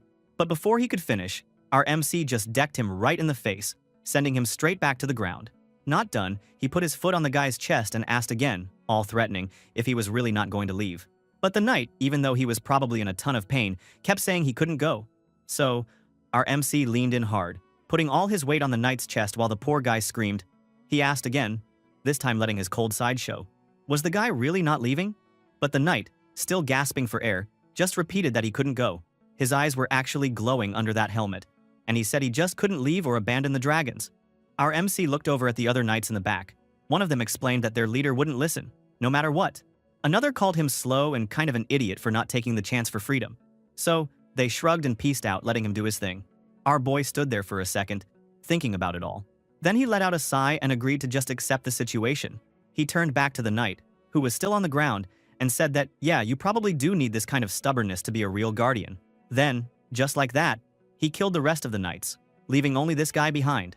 The knight leader was shocked, asking if our MC had really just been testing them, but Jite flat out denied it, keeping calm and cool. He admitted this knight was definitely different from the others and decided to ask what was making him so desperate to stay with the Green Dragon. The knight answered, kneeling in full armor, that he'd always been loyal to the Green Dragon clan. Our MC respected his loyalty, but pointed out that, honestly, he himself was way stronger, so what could the knight really do as a guardian? Then, out of nowhere, he actually smiled a little and told the guy he had a perfect job for him. Scene change, now we're in the hall, and the girls, Yoram, Gal, and Gyol, are all hanging out. Our MC told the knight to greet everyone. He introduced the knight as the new janitor, while the poor dude just stood there, totally stunned, dressed in his full armor and a bright pink kitchen apron. Bro, he looked ridiculous. Look at how shocked this cool-looking guy is to be pointed out as the new janitor slave. Next thing you know, the knight is in the kitchen, washing dishes with pink rubber gloves on, sighing like his soul had left his body. He remembered confronting our MC about this, like, what the hell did being a janitor have to do with protecting dragons? He grumbled that he didn't get it at all and asked if this was just some kind of joke. But our boy just gave him the cold shoulder again, saying he already had dragon security covered and he'd made this job special so the knight could stay. Then he gave him a look so scary it could kill, warning him that if he couldn't even handle janitor work, he'd wipe him out for real. No pressure, right? So, the knight went back to scrubbing dishes, looking miserable and asking himself how he went from a big deal knight commander to the world's saddest dishwasher. Then, Bomb walked into the kitchen, wearing comfy clothes, and asked if he was the guardian from Khalifa. The knight got all flustered and freaked out, asking if she was okay, calling her Lady Green before catching himself. She smiled and told him it was just a small cold. He wanted to know why she came to the kitchen, and she said she'd heard he was the new janitor. She even told him the apron suited him, which made the poor guy freeze in embarrassment. With a soft little smile, she asked him to take care of them from now on as Mr. Janitor. That must have hit him hard, because he suddenly got super pumped and actually crushed a plate in his hand, swearing up and down that he'd make sure her hands never had to touch water and she could count on him for anything. Bomb just looked at the broken plate on the floor and told him, super calm, that those plates were really expensive. Man, what a way to start a new job. The next morning, Gyeol showed up trying on all sorts of outfits.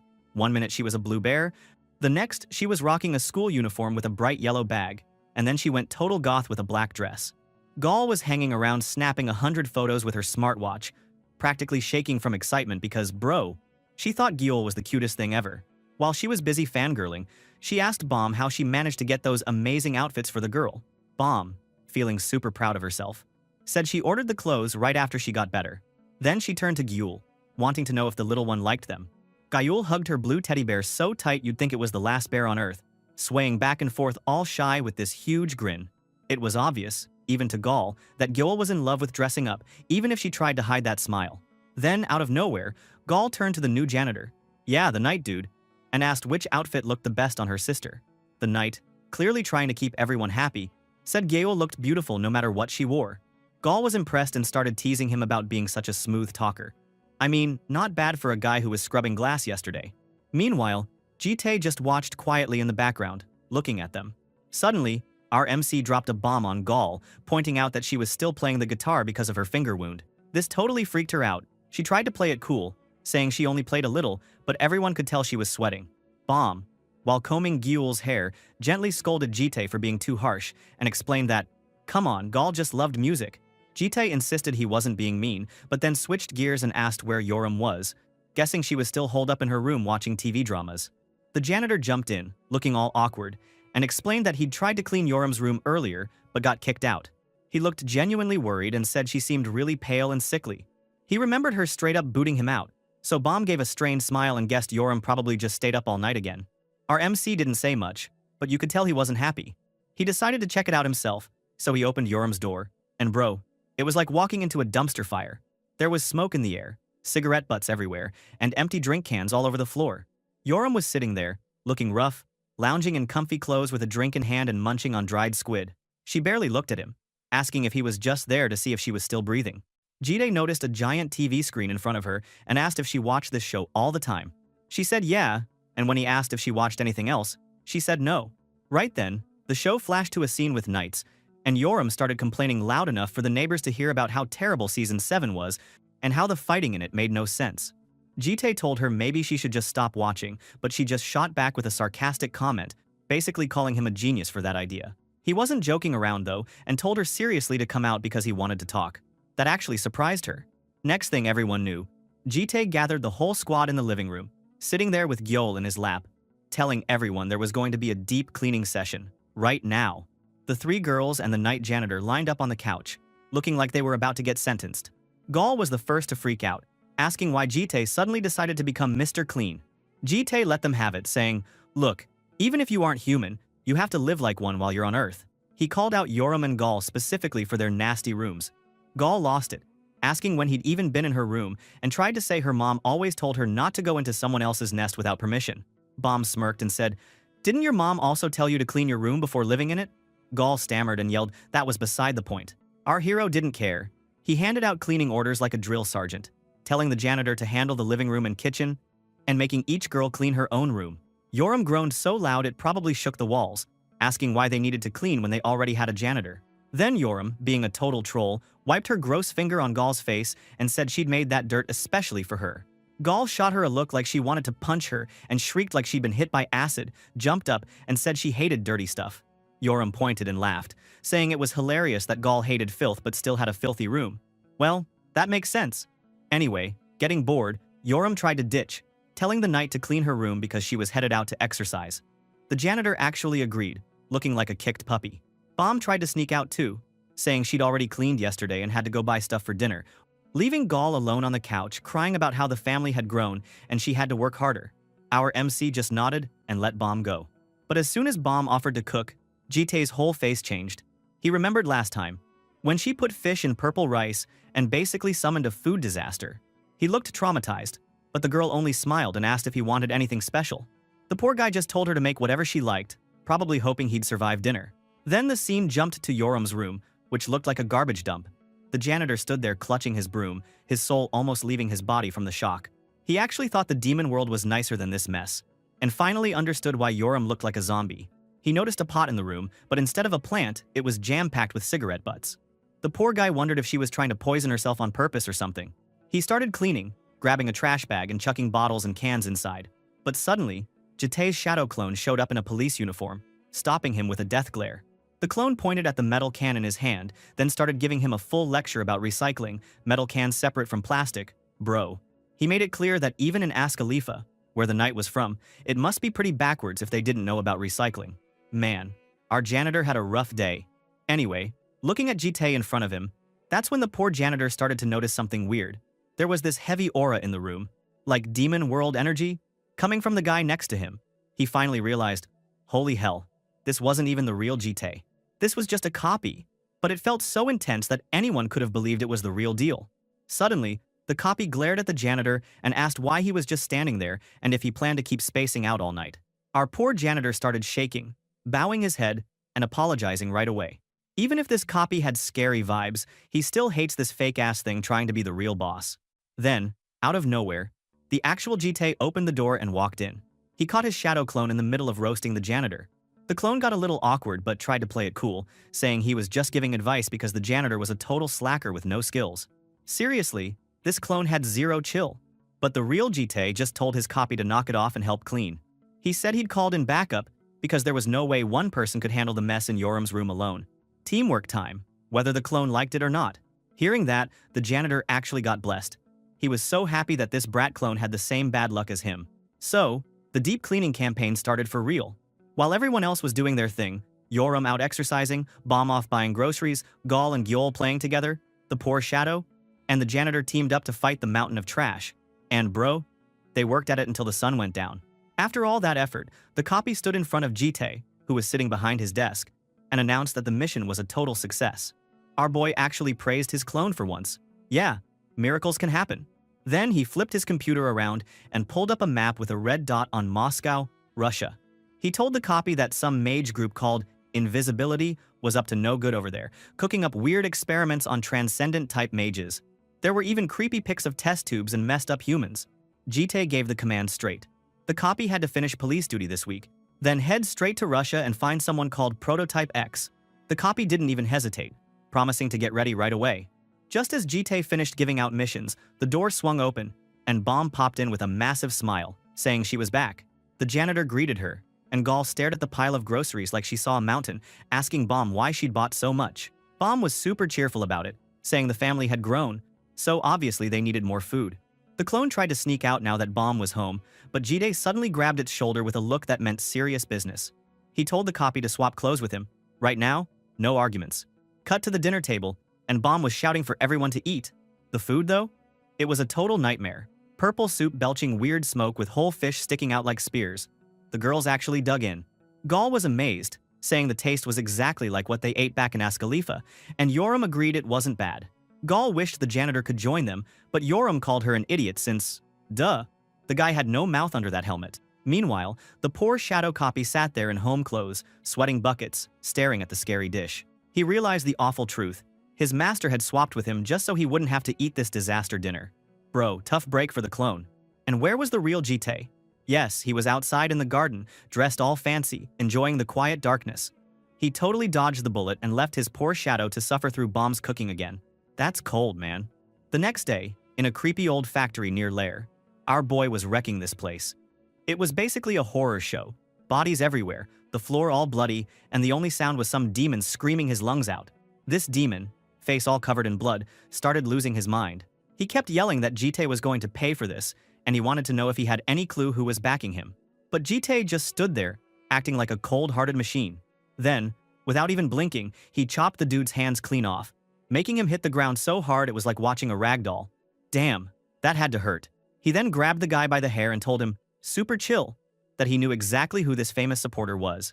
He even called him out, Wei Yan, the fancy professor at Blue Dragon Dorms, or as the demon world likes to say, the demon of the Invisibility Organization. With zero hesitation, he slammed his blade right into the demon's neck. He said he wanted to know what Wei Yan was really planning. Then, He activated his super overpowered Eyes of Balance skill, basically telling the demon that lies weren't gonna work on him at all. He demanded the truth. No games. That demon? He got so scared his whole face changed. He stuttered and spilled that he honestly didn't know all the details, but apparently, Wei Yan had promised him that if the plan pulled through in 3 months, he'd get chosen for something called a seat. This seat thing was a big deal. A spot for the top 4 demons in the invisibility gang. If you grabbed one, you got your own army and crazy disaster level power. Even our MC thought that was weird, since in every single past life, Wei Yan never even got close to a seat, and he definitely shouldn't have enough power for this kind of move right now. Just then, his fancy vintage clock power got weird and activated again.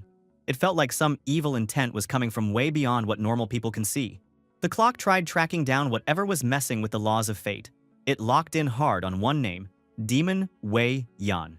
The system even popped up a big warning, saying someone was interfering from outside the timeline and they hated the whole time regression thing. Turns out, Wei Yan somehow broke out of the normal cycle. He became a total glitch in the world, keeping all his best skills from every past life. That's not just cheating, bro. That's next-level boss hacking. Jite realized this was seriously dangerous territory. So first those Guardian freaks, now this Wei Yan guy? The universe really wanted to mess with him. Back to the demon on the floor. Now he was begging for his life, swearing that was all he knew. He told our protagonist to let him live and he'd find more info, and even threw in some sob story about his sick mom at home. As if our MC was buying any of that. He just zapped him with a lightning strike, sending his head flying. He stared down at the corpse with those scary glowing eyes, remembering how he'd warned the guy lying was useless anyway. He then used his incineration skill to turn the body into ashes, thinking that even if the guy was honest, he was never getting out of here alive. Destiny sucks sometimes. After that, he walked toward the city again, just thinking things over. He figured for Wei Yan's plan to be this big, it had to be connected to Lair. He remembered how Wei Yan wanted Yoram as the student rep at the year-end banquet, so he started piecing it all together. That event? Total red flag. Suddenly, from a distance, he could see Bom and Gyol doing their thing.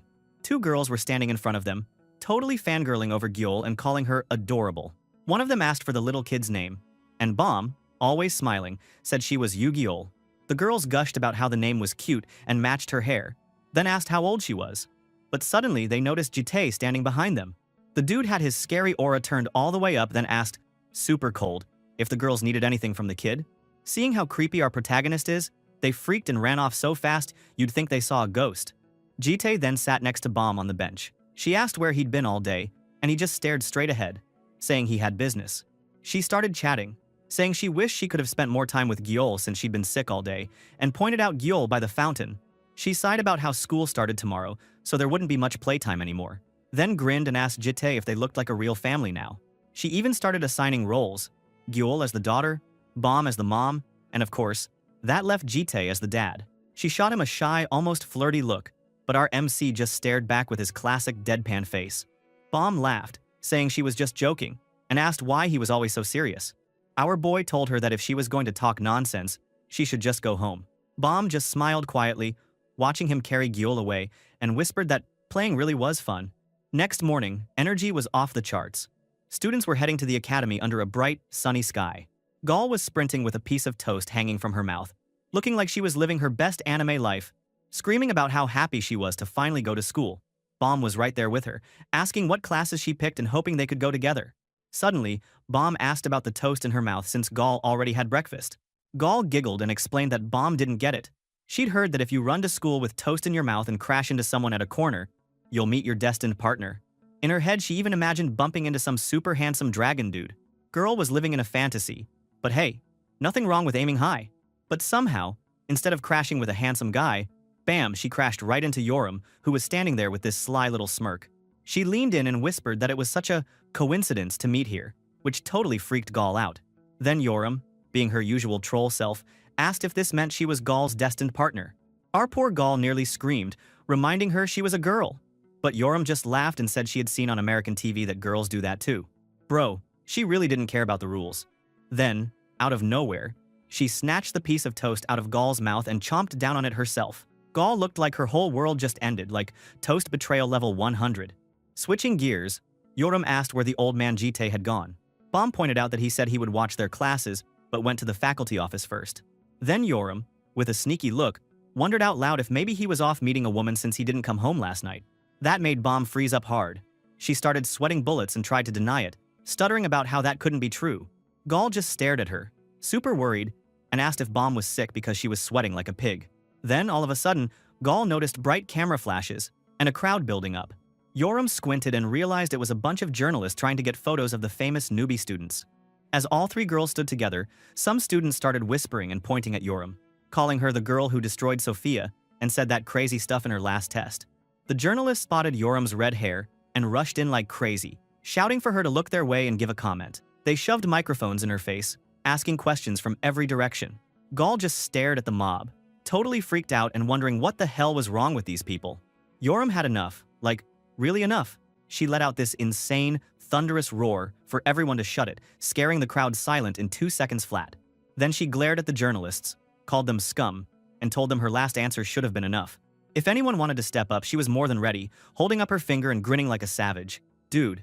Everyone took a big step back. Nobody was about to mess with that. Meanwhile, back at home, Gyeol was sitting alone on the floor, cuddling her doll and staring at the door like waiting for something fun to happen. The janitor poked his head in, already regretting his whole life. He remembered Jitae's warning before leaving. The kids were at school. He wouldn't be home either. And the janitor had to watch the baby dragon all by himself today. You could just see the panic on this guy's face. This was way harder than scrubbing toilets. And he had zero clue how to deal with a kid.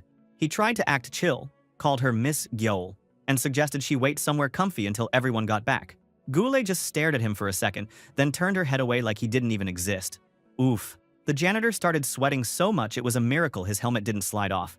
He had no idea what to do, so he ran off to clean something just to escape the weird tension. But he gave it another shot. Coming back with a new plan, he asked super gently if she wanted to read a picture book together. That actually got Gyeol's eyes shining, finally. Something good.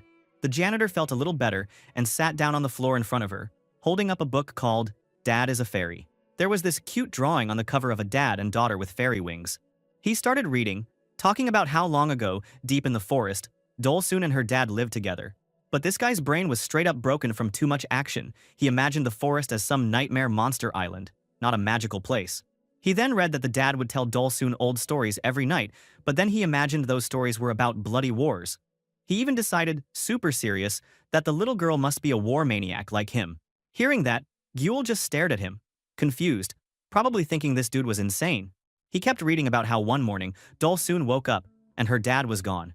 Instead of thinking he went to buy milk or something, the janitor immediately pictured the dad hunting for a new wife, like a prisoner of war situation, complete with dramatic kidnapping. He even said Dolsun should be happy about getting a new mom, while in his mind the woman was screaming in terror. Bro, that's not how fairy tales work! He turned to Gyeol to talk about Dolsun, but all he got was Gyeol shooting him the deadliest glare a kid could give. There was this dark vibe around her, and the janitor was totally confused, asking if she didn't like the story. Of course, dude.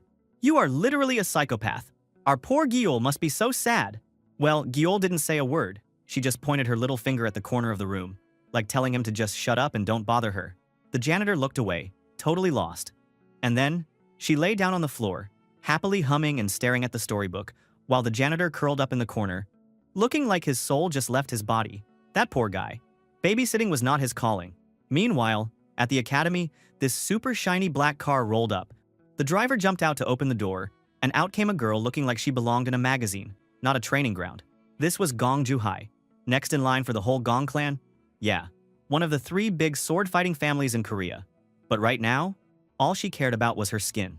The girl was complaining, putting on makeup and saying sword training sucked because it made her sweat, and sweat totally messed up her foundation. Girl had priorities. Looking around, she saw a huge mob of reporters and photographers near the entrance. Right away, she convinced herself they must be here for her. She even got all amazed, thinking maybe her fame was that serious. Her assistant, this nervous guy named Kim, tried to bring her back to earth, saying he really didn't think those cameras were for her. Juhai just spun around, staring at him like he'd insulted her whole family and demanded what he just said. She started fuming and wanted to know who else could possibly be interesting enough for the press to camp out here. Without waiting for an answer, she just shoved a photographer aside and marched in like she owned the place. And what did she see? Right in front of her, Gall and Yoram had just showed up. Juhai admitted, even to herself, that both girls were kinda jaw-dropping, like, unfairly pretty. But then she noticed something even crazier. Yoram was just chilling on top of a student, using him as a human chair while he crawled like a simp. Meanwhile, Gall couldn't believe what she was seeing and asked why in the world this was happening. Yoram, not even blinking, told her that the student wanted it. The student, dude, looked like a trembling puppy, nodded all excited saying he was her fan and didn't mind at all. Yoram just shot him a look, said his words were garbage, and kept acting like this was all normal. Right away, she took over the whole press crowd, saying she'd let each journalist ask just one question and threatening to leave if they didn't behave. Everyone got dead quiet, not wanting to test her. She pointed at a guy in a hat, and this dude went off introducing himself as someone from Taiwan TV, but Yoram cut him off in a split second for talking too much and moved to the next. That journalist just stood there, mouth open, not even getting his question out. Next, a French reporter asked how it felt to be the center of attention in the supernatural world lately. Yoram, not even caring, picked her nose and said it felt dirty, then moved on. Someone else asked about her fan club. Yoram stomped her foot hard on top of her human chair and called the fans a bunch of crazies. Ouch. Then a chubby journalist with glasses stepped up. He wanted to know what Yoram meant by those wild words she yelled at the Blue Dragon dorm interview. She looked him up and down in disgust, saying he already knew and even mocked his stink. But this guy wasn't giving up, asking why she chose those dirty words specifically. He tried to get all sly, hinting maybe there was something else behind it. Yoram leaned in real close with this dangerous smile and whispered if he wanted to do it with her. Now, the dude was totally confused and freaked out. Her face turned sharp, and she told him he knew she was just joking and asked why he was still acting so annoying. But this journalist wasn't scared. He showed his teeth and said journalism was a filthy business, and hinted that if she played nice, he could be nice too. That's when she grabbed his shirt, warning him her patience was running out, but Gall tried to calm her down, yet nobody was listening. The journalist, seeing the camera still recording, decided to push things further.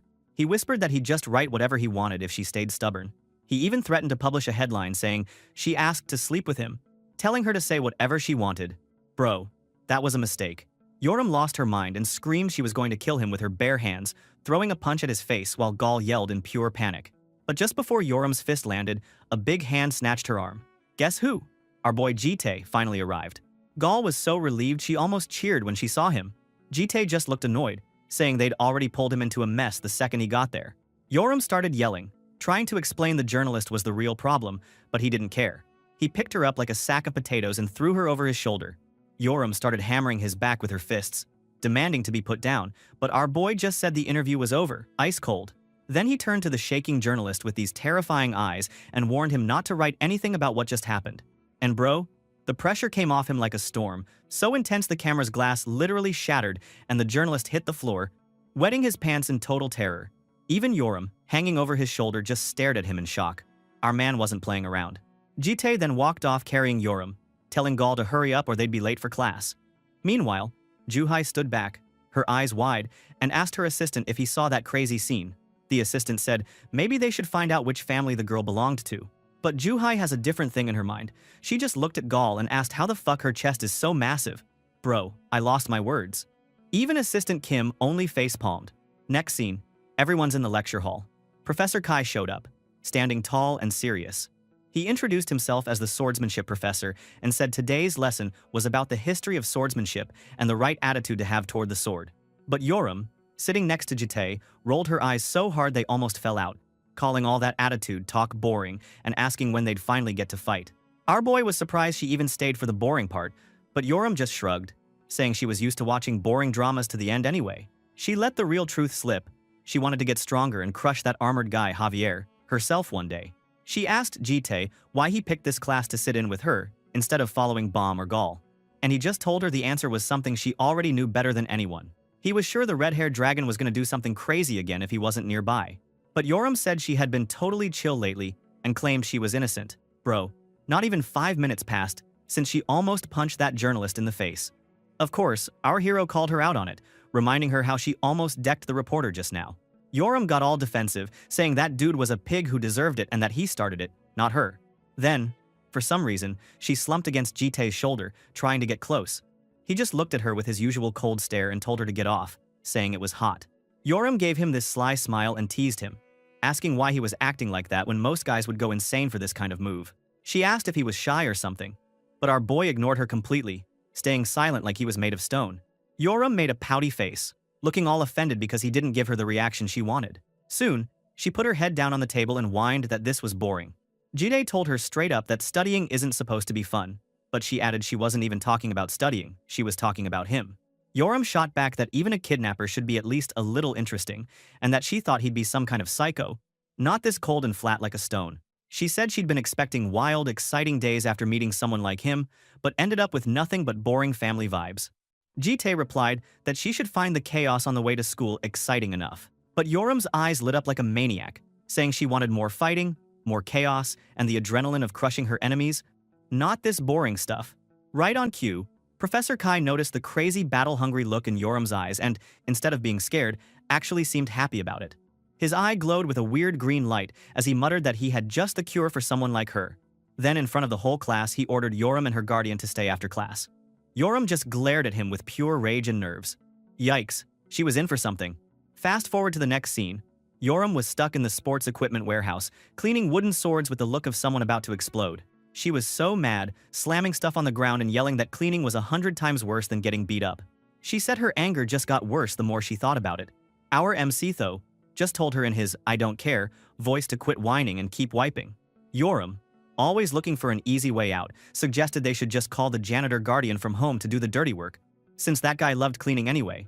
And our boy asked her, dead serious, who would watch Gyul then? She just scowled and muttered that Blue was useless. She suddenly changed the topic and asked if he was a good student when he was a kid. Jite, not even looking up, said he never had time to study. Yoram snorted at that, calling him empty-headed and saying, no time is just a lame excuse. He then explained he was busy trying to stay alive, because things were pretty much war all the time back then. That shut Yoram up for a second. She wasn't sure if he was messing with her, and asked what that would make her if he was telling the truth. She got all serious, lit a cigarette, and hit him with a real question. Did he think life was fun? Jite answered her with the deadest eyes possible, saying life wasn't the fun and games she imagined. Yoram was surprised, honestly not understanding why anyone would live that way, and told him if she had his kind of power, she would never waste her life in boredom. She joked that maybe he was just burnt out from being too powerful. Our boy just looked tired and old, and said the real reason was that life just kept going. He couldn't give up even if he wanted to. Yoram made fun of him, saying he sounded like a depressed teenager, so he just told her coldly to shut up and finish cleaning. Bro, he had no energy for her nonsense. At night, now Yoram was messing with a Rubik's Cube, looking bored as ever while the janitor guardian cleaned around her like it was his life's mission.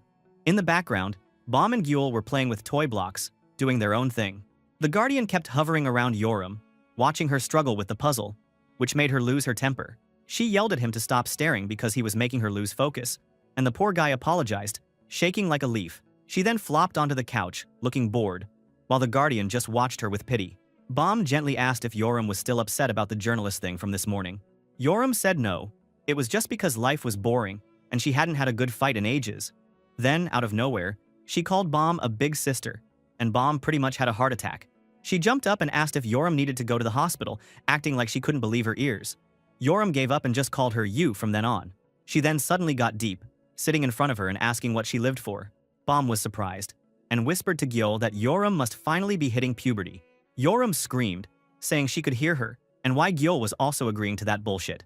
Then she told them how she asked Jite what he found fun about life, and repeated his answer, that life just keeps going so you can't give it up. She said that dude clearly didn't feel any joy at all, and declared that the whole point of living was to feel happiness. There was no point otherwise. She pointed at Gal, who looked super happy just eating, and how Gyul was happy when playing with her teddy bear. As proof that some people got it right. People would want to live for happiness. Bomb tried to say maybe Jite just hadn't told them what he liked, but Yoram cut her off, telling her she was exactly the same, mysterious, unreadable, and honestly, boring. She challenged Bomb to name one fun thing in her life. Bomb's eyes sparkled and she dropped the bomb. She thought Jite was surprisingly shy sometimes. Yoram was so shocked she just stared. She called that nonsense, saying Jite was just a cold-blooded psycho. But Bomb smiled and said at first she thought so too. But now she thought he had a cute side. Yoram suddenly said her smile was so creepy that it was scary.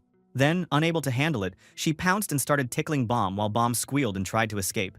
She asked if they are dating or something. But there, Gyul just watched them both with disappointment, holding her doll while wondering why these two dragon is not mature at all. Man, these people really had their own weird version of family bonding. Out of nowhere, Gal came charging up the stairs like a rocket and told everyone that the whole Lair community was talking about Yoram and, get this, a fan cafe had just been made for her. But looking at those two dragon-looking sus, she blushed hard and said sorry for interrupting. Hearing that, Yoram yelled that she got the wrong idea. The next morning, our boy was wearing his shirt, looking completely unfazed, as usual. God damn, he looks so ripped and fine. Bro, I know you are majestic as hell. Anyway, the door swung open, and Bomb peeked in, calling his name sweetly. She looked a bit nervous, hesitating for a second before telling him she had a request. But when looking at those 8-packs, she got shy and apologized. But Jitae just told her it was okay to come in after he finished getting dressed. Bomb then walked in, all dressed up in her neat uniform, and asked him, super shyly, if he could go with her today. Man, she looked like she was working up all her courage just to ask that. Anyway, she reminded him, all pouty, that he always went out with Yoram and Gal but never with her, not even once. She even scolded him for it, turning those puppy eyes up to max level. The poor guy tried to defend himself, thinking about how just hanging out with Yoram meant dealing with her crazy violence, and Gal always begged for food. Man, he just felt exhausted remembering all that. So he tried to say no to Bomb's request. But of course, that's when Yoram and Gal rolled in. Gal asked Bomb why she wasn't going to school, and Yoram told her she should at least finish her food first. Then Bomb just dropped the bomb. She announced she was asking their master out on a date. Gal looked ready to faint, while Yoram guessed, being all realistic, that Bomb just wanted a guardian to go with her. Gal took it seriously and asked Jitae why he never went out with Bomb, saying it felt like he was favoring Yoram and herself. Our boy denied it, but Gal just laughed with some toast in her mouth, saying favoritism was bad, but she got it. She started talking about her mom, who met tons of guys but only liked a few. Yoram was totally impressed by that, calling Gal's mom amazing. Bomb, though, looked lost in thought, wondering if the men left behind by Gal's mom felt the same as she did now. Jitae asked what she meant, and Bomb snapped at him, saying he kidnapped her and then acted like she didn't matter. Like ignoring a fish after catching it? She looked sad and pretty lonely, honestly. Yoram stepped in, saying she understood why our protagonist always watched them since trouble followed them around, but this time, she promised not to cause any problems and asked him to go with Bomb. She reminded him that he couldn't babysit them all forever. Our MC thought it over and finally gave in. Hearing that, Bomb was so happy, then winked at Jitae like she just won the lottery. Bro, I think she really likes our MC. Fast forward, and now they were at the academy in this big fancy hall filled with students. Staff nearby whispered about Bomb's beauty and how she crushed the interview with a perfect score. Some of them wondered about her family, and one jerk made fun of the U family name, calling it low status. Bro, what a snob. Our hero just sat there behind them, overhearing everything. Class ended, and the teacher announced the start of social dance training. Everyone looked like they would rather eat dirt than try that. The teacher teased them about being shy, saying they needed this because they'd have to dance at high-class events for their families. She basically said the real embarrassment would be if they didn't know how to act in a fancy setting. Then she told everyone to find a partner. Suddenly, the whole room turned awkward, with kids trying to look cool while finding a dance partner. Now here's the funny part. People were shocked Bomb didn't have a partner since they thought every guy would be lining up for her. But she stood alone, like she was surrounded by some invisible wall. People whispered that she just seemed untouchable, like even trying to talk to her was scary. The professor noticed Bomb was still solo. Bomb, a little nervous, admitted that she wasn't exactly popular. The professor, being nice, offered to partner up with her because she was so pretty. But then Bomb surprised everyone by asking if her guardian could be her partner instead. The professor was so stunned she just agreed. And then Bomb ran at Jitae so fast it was almost a blur. Then, she held out her hand, basically dragging him to the dance floor. He looked kind of annoyed and admitted he sucked at dancing. Bomb gave him these big, watery eyes, begging him not to ditch her now. Our MC had no choice. He just sighed and gave up. The dance lesson started. The professor told everyone to hold hands and follow the rhythm. Jitae stood in front of Bomb, who looked away, all shy, while he actually trembled a little. She noticed how awkward he was and asked if he was embarrassed to touch her. He denied it, acting cold as usual, but Bomb grabbed his hand tightly, which totally threw him off. She explained that holding hands didn't mean they were suddenly in love or anything, and he just said, he got it. But then she got all serious and warned him he better not mess up and ruin her grades. That was a real threat. They started dancing, and actually moved together really well. Bomb thought to herself that her master's hands were sweating buckets, and not just his hands, his back and chest too. She wondered what the hell made him so nervous. Right then, Bomb pictured he ripped muscles under his shirt, and her face turned bright red. She got so flustered she tripped, but our boy grabbed her before she could hit the floor. Their faces ended up super close, and suddenly Bomb's nose started bleeding. Bro, just kiss already, god damn it! Next thing, they were outside the hall.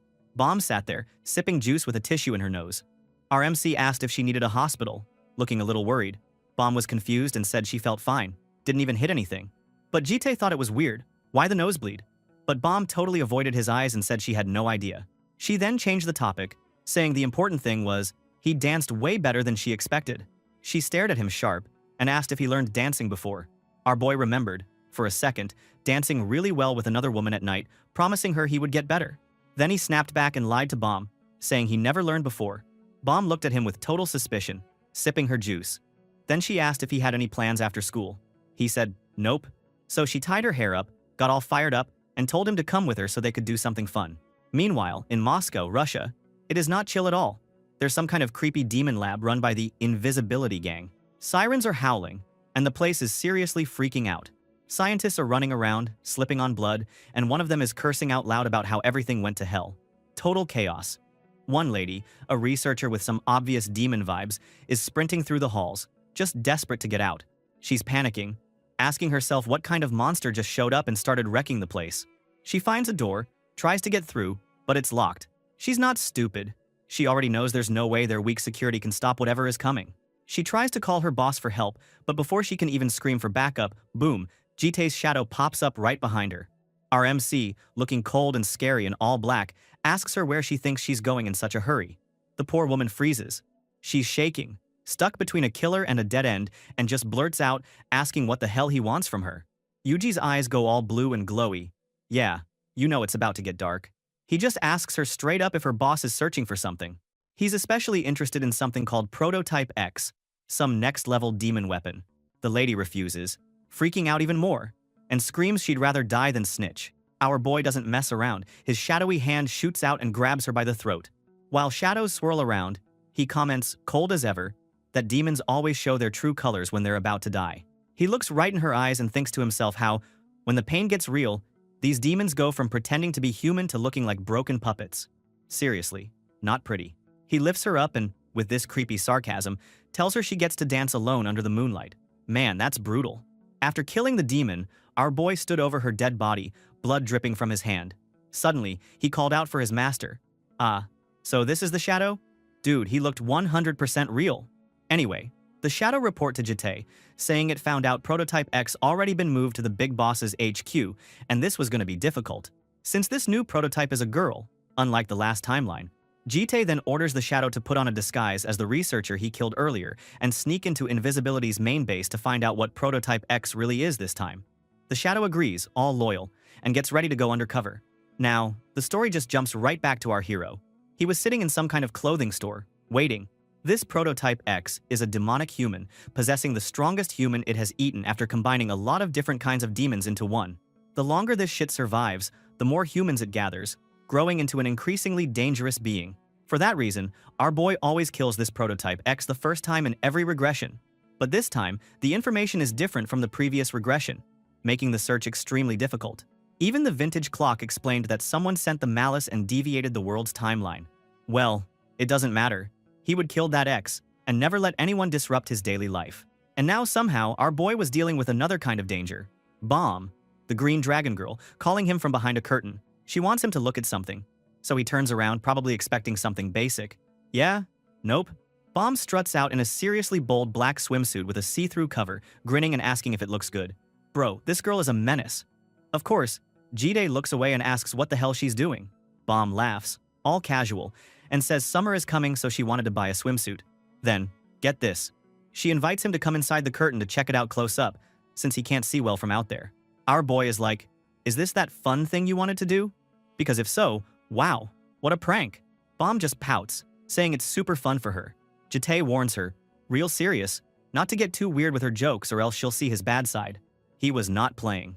But Bomb just keeps up the teasing, and when they leave the store, she hums and asks if she should just buy that swimsuit.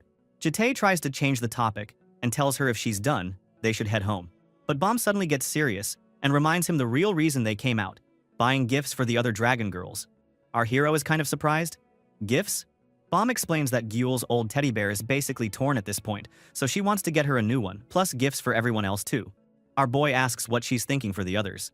Bomb says Gaul only ever buys clothes and doesn't care about anything else, so she's getting her a nice wallet for when she starts hanging out with friends. For Yoram, Bomb says she asked her yesterday, and Yoram wanted something she saw in a movie, but honestly, it sounded kinda odd. So Bomb suggests they split up. She'll find Gaul in Yoram's presence, and he should pick out the new teddy bear for Gyul. Our boy agrees right away, probably glad to escape the swimsuit madness for a minute. As he leaves, Bomb looks after him and wonders if it was really okay leaving gift duty to someone like him. Even she seemed worried, bro. And now, our boy walks into this toy store. The girl working behind the counter is bored out of her mind until she sees him. She looks him up and down and thinks, damn, this guy must be late 20s or early 30s, tall, built, and honestly straight up handsome. She notices there's no girlfriend with him and figures he has zero clue about what to buy for kids. Her eyes light up. She thinks she's about to hustle an easy target and make some cash, so she greets him all sweet, asking how old the kid is. Jitae, holding the teddy bear, says the girl is about 4. The employee just loves this, claps her hands, and says that's the cutest age, then asks if it's his daughter. Our MC says, nope, she's just a kid he knows. The employee tries again, guessing he's the uncle, and gives him props, saying not many uncles bother picking out presents themselves. She acts all confident the kid will love it. Our MC just stared at her, but she was already on her sales mission, showing off all these roleplay toys and saying that playing hospital games with the kid would make them best friends or something. She even tried to hook him up with a doctor set and said there was a 10% discount if he bought it with the other sets. Classic sales move. Now Jitae was just standing there, but as soon as he imagined little Gyeol in a nurse outfit, he caved. Dude agreed without thinking twice. The employee was loving it, probably thinking she just won the lottery.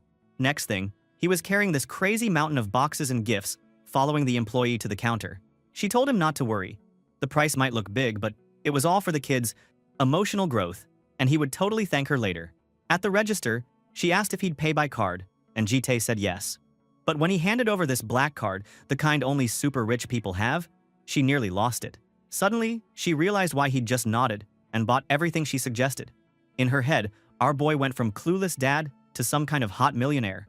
She started wondering if maybe he was married, and she even started thinking about making a move. So she tried to pull it off all shy and asked him if he had a girlfriend. But before he could say anything, Bomb popped up out of nowhere, grabbed his arm, and called him out. She stared at the pile of toys and asked in shock if he really bought all that stuff. The employee immediately got disappointed, thinking Bomb was his girlfriend, and she gave up on her dream right there. Bomb wasn't impressed. She wanted to know why Jitae bought all this random junk when they just needed a doll for Gyeul. The employee finally realized, oh, maybe Bomb was his little sister. She tried to save the sale, saying the kid might need time to get used to these toys, but Bomb totally shut her down.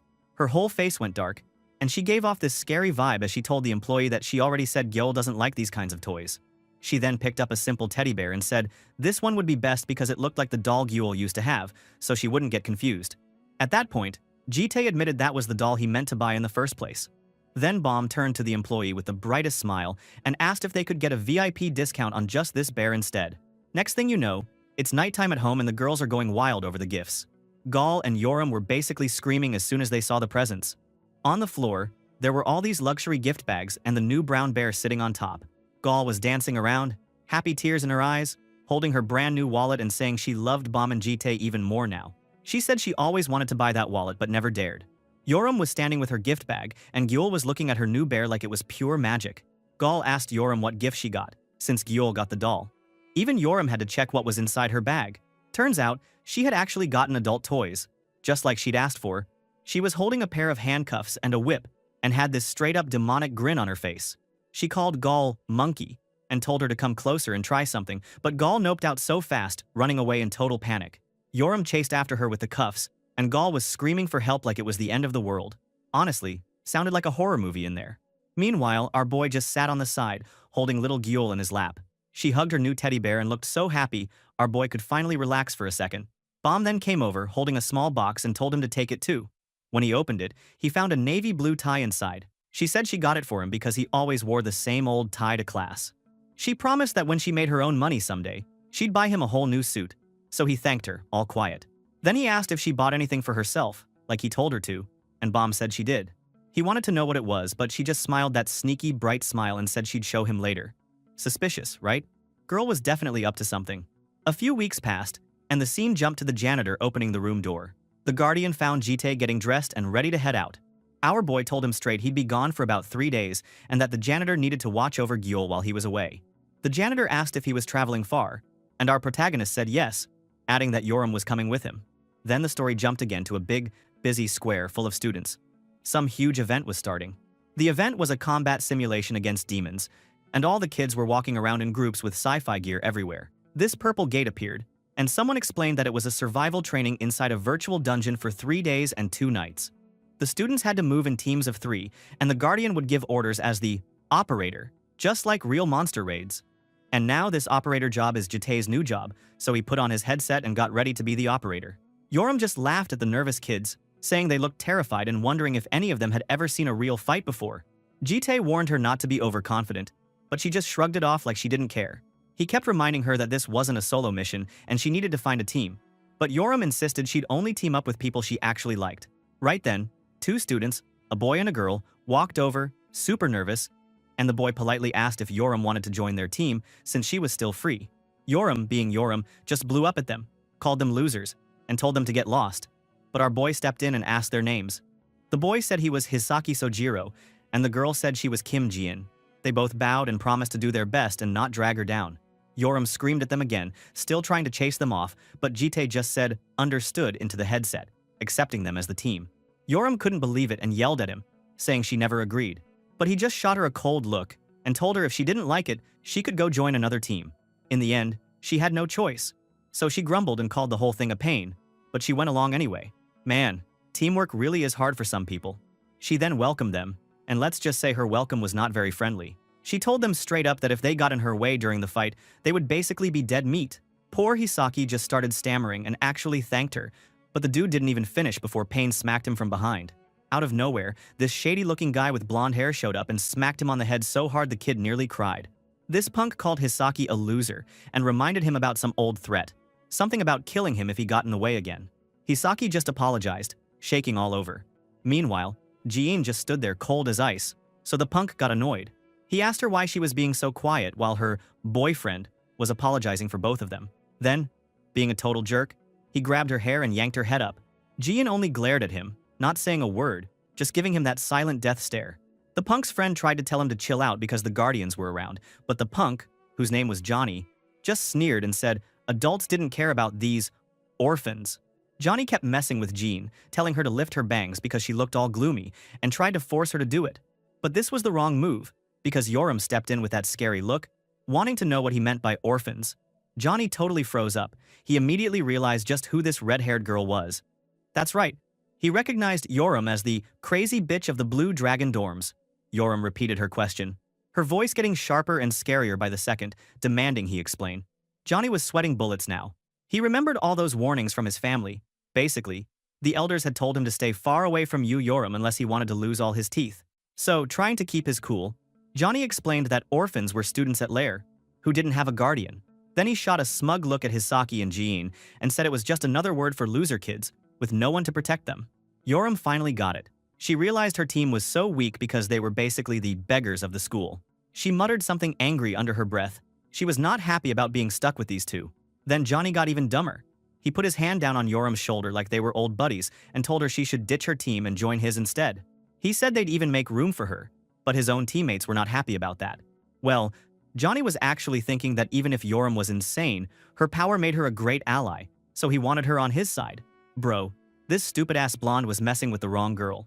Yoram just stared at him, quiet. Johnny thought she might say yes and maybe she was just as nuts as he was. He was about to start celebrating, but then, bam. Yoram punched him right in the face. Not even a warning. Everybody lost it. His friends, her teammates, even Hisaki and Jian just stood there totally shocked. Yoram brushed her shoulder off like she was wiping away trash, and then glared at Johnny, who was now holding his face and groaning. She asked him if he wanted to die and told him off for putting his dirty hand on her. She said he must be nuts if he thought they were even close. Johnny got so shocked, he wanted to scream at her, cussing her out and saying she was acting all high and mighty, but he was terrified. Yoram kept telling him if she caught him again, he'd be dead for real. Johnny could only storm off, and everyone could see he was actually scared out of his mind. Even Yoram's teammates looked at her like she was a demon. Not far away, Jitae was watching all of this, totally chill. But before things could get any messier, the school's big announcement blasted over the speakers, saying all students needed to get ready. A huge gate appeared, and Professor Kai showed up to explain the rules. The guy said everyone would split into teams and start from different places in a virtual dungeon. He said there were points for every action, activity, kills, deaths, even damage, and rankings would be shown live so everyone could see. There was a super important rule. If someone died, they'd respawn somewhere else after 3 hours, so everyone had to be careful. Oh, and the dungeon was called the Ant Tunnel. In the end, the professor wished them luck and told everyone to get moving. So, Yoram and her team went through the gate into the dungeon. She looked around, pretty impressed by how real it all felt. She was pumped, ready to start bashing people right away, but Ji-in stopped her, worried if she even knew where to find the other teams. Yoram just said if they ran around, they'd run into people for sure. But Ji-in was not having it, she explained. They couldn't just run all over the place since they didn't have Yoram's speed or stamina. She warned that going wild could get them ambushed from behind. Yoram rolled her eyes and made fun of her, thinking Ji-in was just showing off how weak she was. Ji-in wanted to make a plan first, but Yoram called her a coward and told them to just cover her while she did all the fighting herself. The girl shot back that this was a team event, not a free-for-all. Suddenly, Yoram's eyes lit up with that scary fire, and she reminded them they only got to be on her team because she felt bad for them. So they shouldn't act all brave now. Hisaki tried to calm everyone down, but the whole thing was turning into a mess. That's when our boy spoke up. He asked if Jean had a target number of teams they wanted to take out, then asked how many teams the girls wanted him to destroy first. Jean looked at him like he was crazy, saying this was impossible. Other operators would never reveal their locations like that. Yoram caught on quick though, and got this wild, excited look. She told Jite she wanted to wipe out every single team she ran into. Then the scene switched to another spot in the dungeon. Johnny was there, still clutching his nose, whining about the pain. His friends started scolding him for being stupid and messing with Yoram, even after all their families warned them. Johnny tried to pretend he was just being friendly, and had no clue she'd go nuts like that. His buddy asked if he was actually going to kick someone off the team for Yoram, and Johnny freaked out, saying he was just testing her. He said he was going to destroy Yoram the next time he saw her, but suddenly he heard a creepy voice from above, repeating his exact words. "Tear me apart."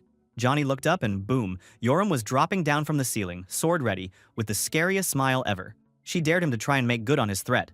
Next thing, she smashed into Johnny's face with a brutal kick, sending his HP into the basement, and the whole area shook from the impact. Johnny's friends screamed, calling it an ambush and pulling out their weapons. But Yoram landed on the ground in a squat, laughing at them. She told them they had it all wrong. This wasn't a fight. With eyes glowing blood red and a grin that could haunt your nightmares, she said this was a one-sided hunt. Bro, those kids were doomed. One of Johnny's teammates fired his fancy gun, but Yoram just dodged with her sword shining like she was about to start a massacre. The dude screamed at her not to come closer, but bro, she didn't care at all. She swatted away his energy blast like it was nothing. Dude probably didn't even see her move.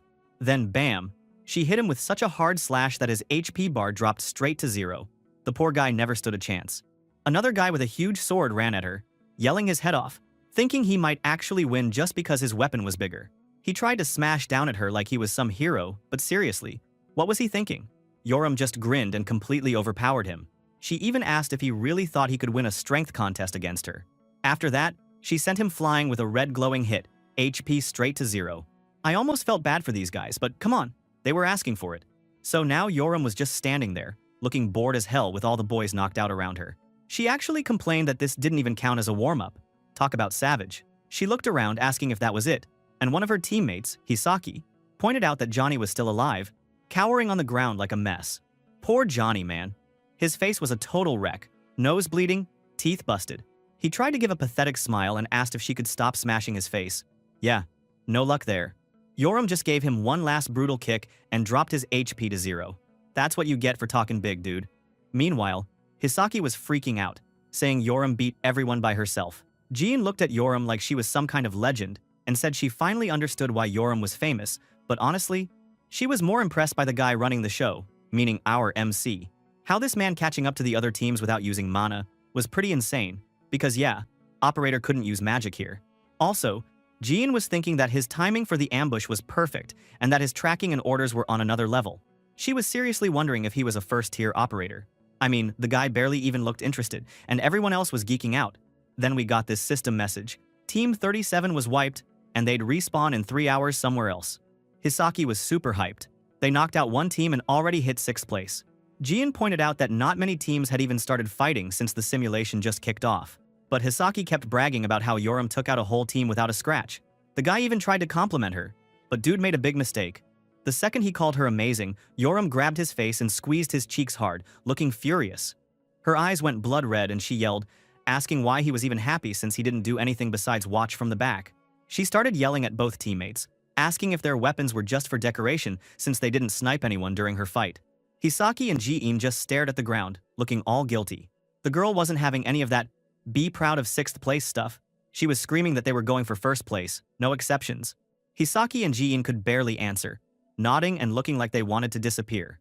Meanwhile, back at the dorm, Baby Gyul was sitting on the floor hugging her teddy bear, thinking about Jite. The janitor dude was in the back, rocking a pink apron and cleaning up the place. Yeah, this house was a circus. 2 days later, the story jumped to Lair Academy, all shiny under a clear sky. In the mock dungeon control room, some professor named Kwon Gite was lazing around with his coffee, chatting with his assistant.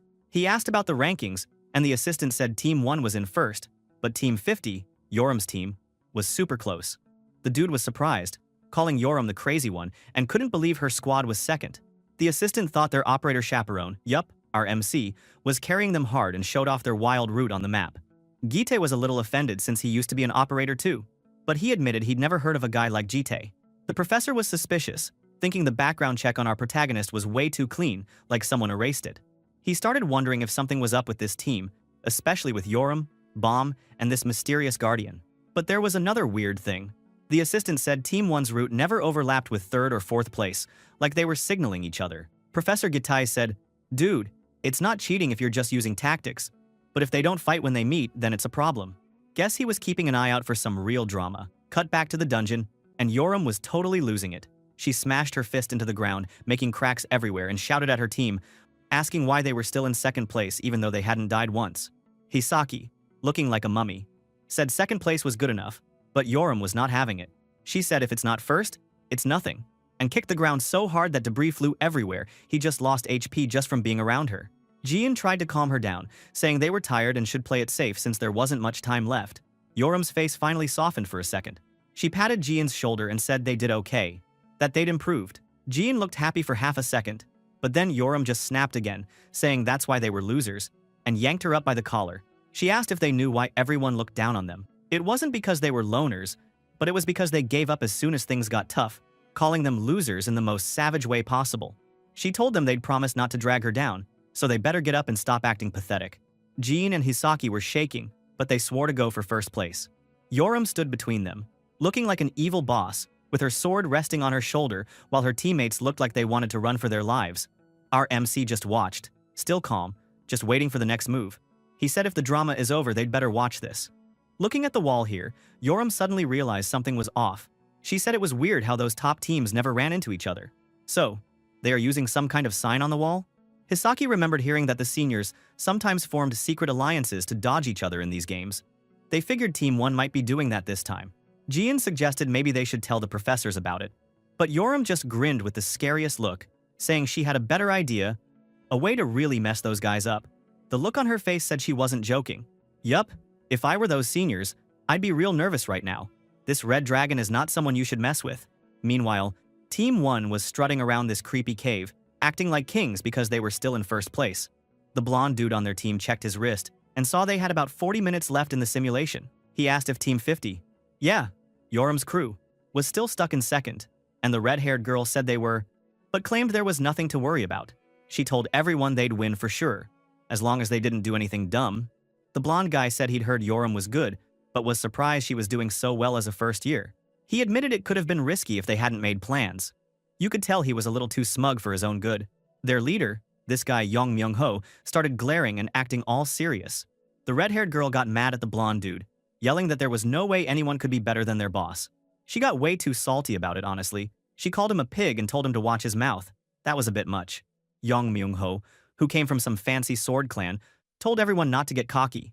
He said the test wasn't over yet, and blurted out that he needed 1st place so the clan's patriarch would finally see he was better than his rival. Yong Tae-ha, the poor guy had some real family issues, huh? Suddenly, everything turned into a nightmare. The wall was now full of the code they agreed on before. Team 1 members dropped down and stared in shock. There was so much code, so they had no idea where to go, and everyone started freaking out. The blonde guy was especially losing it, asking who the hell would mess up the cave like this. While they were panicking, other teams showed up, just as lost. Team 1 realized these folks were Team 3 and supposed to be their allies, but now it looked like they'd have to fight them just to keep the act up for the professors. The blonde guy whispered if they had to fake losing, but Myung-ho said their professor wasn't an idiot and would totally catch them cheating. Yeah, that plan was cooked. Without wasting time, he just said they'd have to kill the other teams. So now everyone was about to throw hands for real, and you could feel the panic rising. Up on a ledge, our girl Yoram was just watching the chaos with the biggest evil grin on her face. She was loving this. Her teammates, Hisaki and Ji-in, were looking a bit freaked out though. He couldn't believe her plan to mess with the top teams actually worked.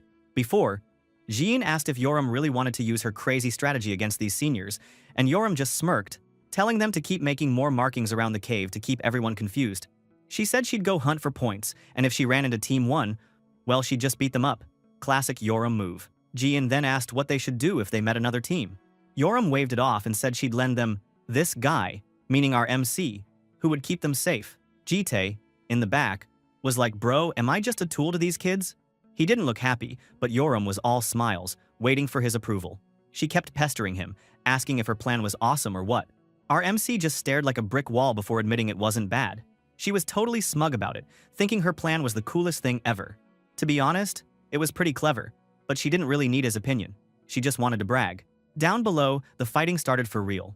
Myungho and Team 1 went wild, beating up other teams. Even when his teammates said she died in the simulation, he just told her it was fine since they got extra points. He was totally focused on surviving and winning. But just when he thought things were under control, a voice from above said they probably wouldn't survive at all. That's right. Yoram dropped in like some kind of villain, sword out and red hair flying. She called herself the real villain in the chaos. And man, she looked ready to wreck things. Yoram's team got her back from up high, with Hisaki and Jean hiding on the cliff. Myungho realized it really was her, the crazy first year who'd been messing up the scores. He then told his injured teammate to go take out Hisaki and Jean on the ledge. The blonde dude didn't want to do it, saying they could just stall and still win, but Myungho went full boss mode, eyes glowing purple and everything, basically telling him to shut up and obey. The blonde guy grumbled but ran off to go fight, leaving a trail of energy behind. Up on the cliff, he found Hisaki and Jean, told them he was busy, and said they should make this quick. The two just screamed and ran for their lives to our MC. Yeah, they are smart to hide behind our boy. When the blonde guy chased them down like he was possessed, Jide easily kicked his fat ass butt. Guess being cocky also didn't work out for him, huh? Meanwhile, Myungho and Yoram started their real showdown. Myungho yelled that he was the one Yoram should be paying attention to. Yoram kicked him so hard the dude went flying. He asked if she was really Yoram, and said it was impressive how she ruined his plan. But Yoram answered that it wasn't even much of a plan anyway. She called him an idiot to his face. Just brutal. Myungho got right back up, blue energy swirling around him like he wanted to win at all costs. He told her she should settle for second place, because first would always belong to the Yong house. But Yoram, sword glowing with that wild red aura, just grinned and said nope, those guys would be the ones in second. Up on a rock, our boy Jite watched with his flat face like always. He just wanted everything to end fast. Oh boy. Because Jite decided to look at Yoram, these three kids were running now. Sojiro and Jian were just running like their life depending on it. Behind them, this big blonde dude from Team 1 is chasing them and yelling that they better stop while he's still being nice. Jian tries to encourage Sojiro, saying the pig guy probably doesn't have much stamina left after fighting earlier, so maybe if they just wait him out, he'll tire and they can strike. But Sojiro is totally wiped out, barely able to hear her, sweating and huffing like he just ran a marathon. Jian looks at him and, not gonna lie, she's shocked how fast he aged during the run. The boy almost falls to his knees, telling her to just save herself because he can't move anymore. But she looks at him like, dude, you can't give up. Does he want Yoram to kill him for quitting now? And Sojiro, even though he's dying over there, says he's not gonna give up. Yoram was so scary. So, he gathered all his stamina left and decided to strike back. He tried to use his bow, looking all pretty epic. He said he won't be looked down on anymore. But shit, the arrow is so weak it just tumbles away. Even the fat blonde guy just watches it fly at him, super confused. Sojiro could only panic and claim the strength in his arm was all lost because of marking the walls earlier. The blonde guy was super mad. The dude yells that Sojiro scared him for nothing and punched him so hard that he instantly dropped all of Sojiro's HP. It's game over for him. Jian stands there with her gun out, looking at Sojiro and calling him an idiot. The blonde guy's not totally done yet though. He suddenly grabs her and pulls her to the ground, yelling that she was also trash. He pins Jian down and gets all smug, saying these two forgot their place after making it to second place. But she just stares up at him, blood on her face. Her eyes suddenly glowed with blue energy and asked if he really thinks second place is enough for them. Then she's like, sorry, but they only care about first place. Her gun glows with that sniper blessing, and she fires a huge blue shot right in his face. The guy closed his eyes. But damn, she missed the shot. The fat pig admitted he got the crap scared out of him. But then he gets all salty, yelling that they have no right to be in first place if she can't even use her magic gun correctly.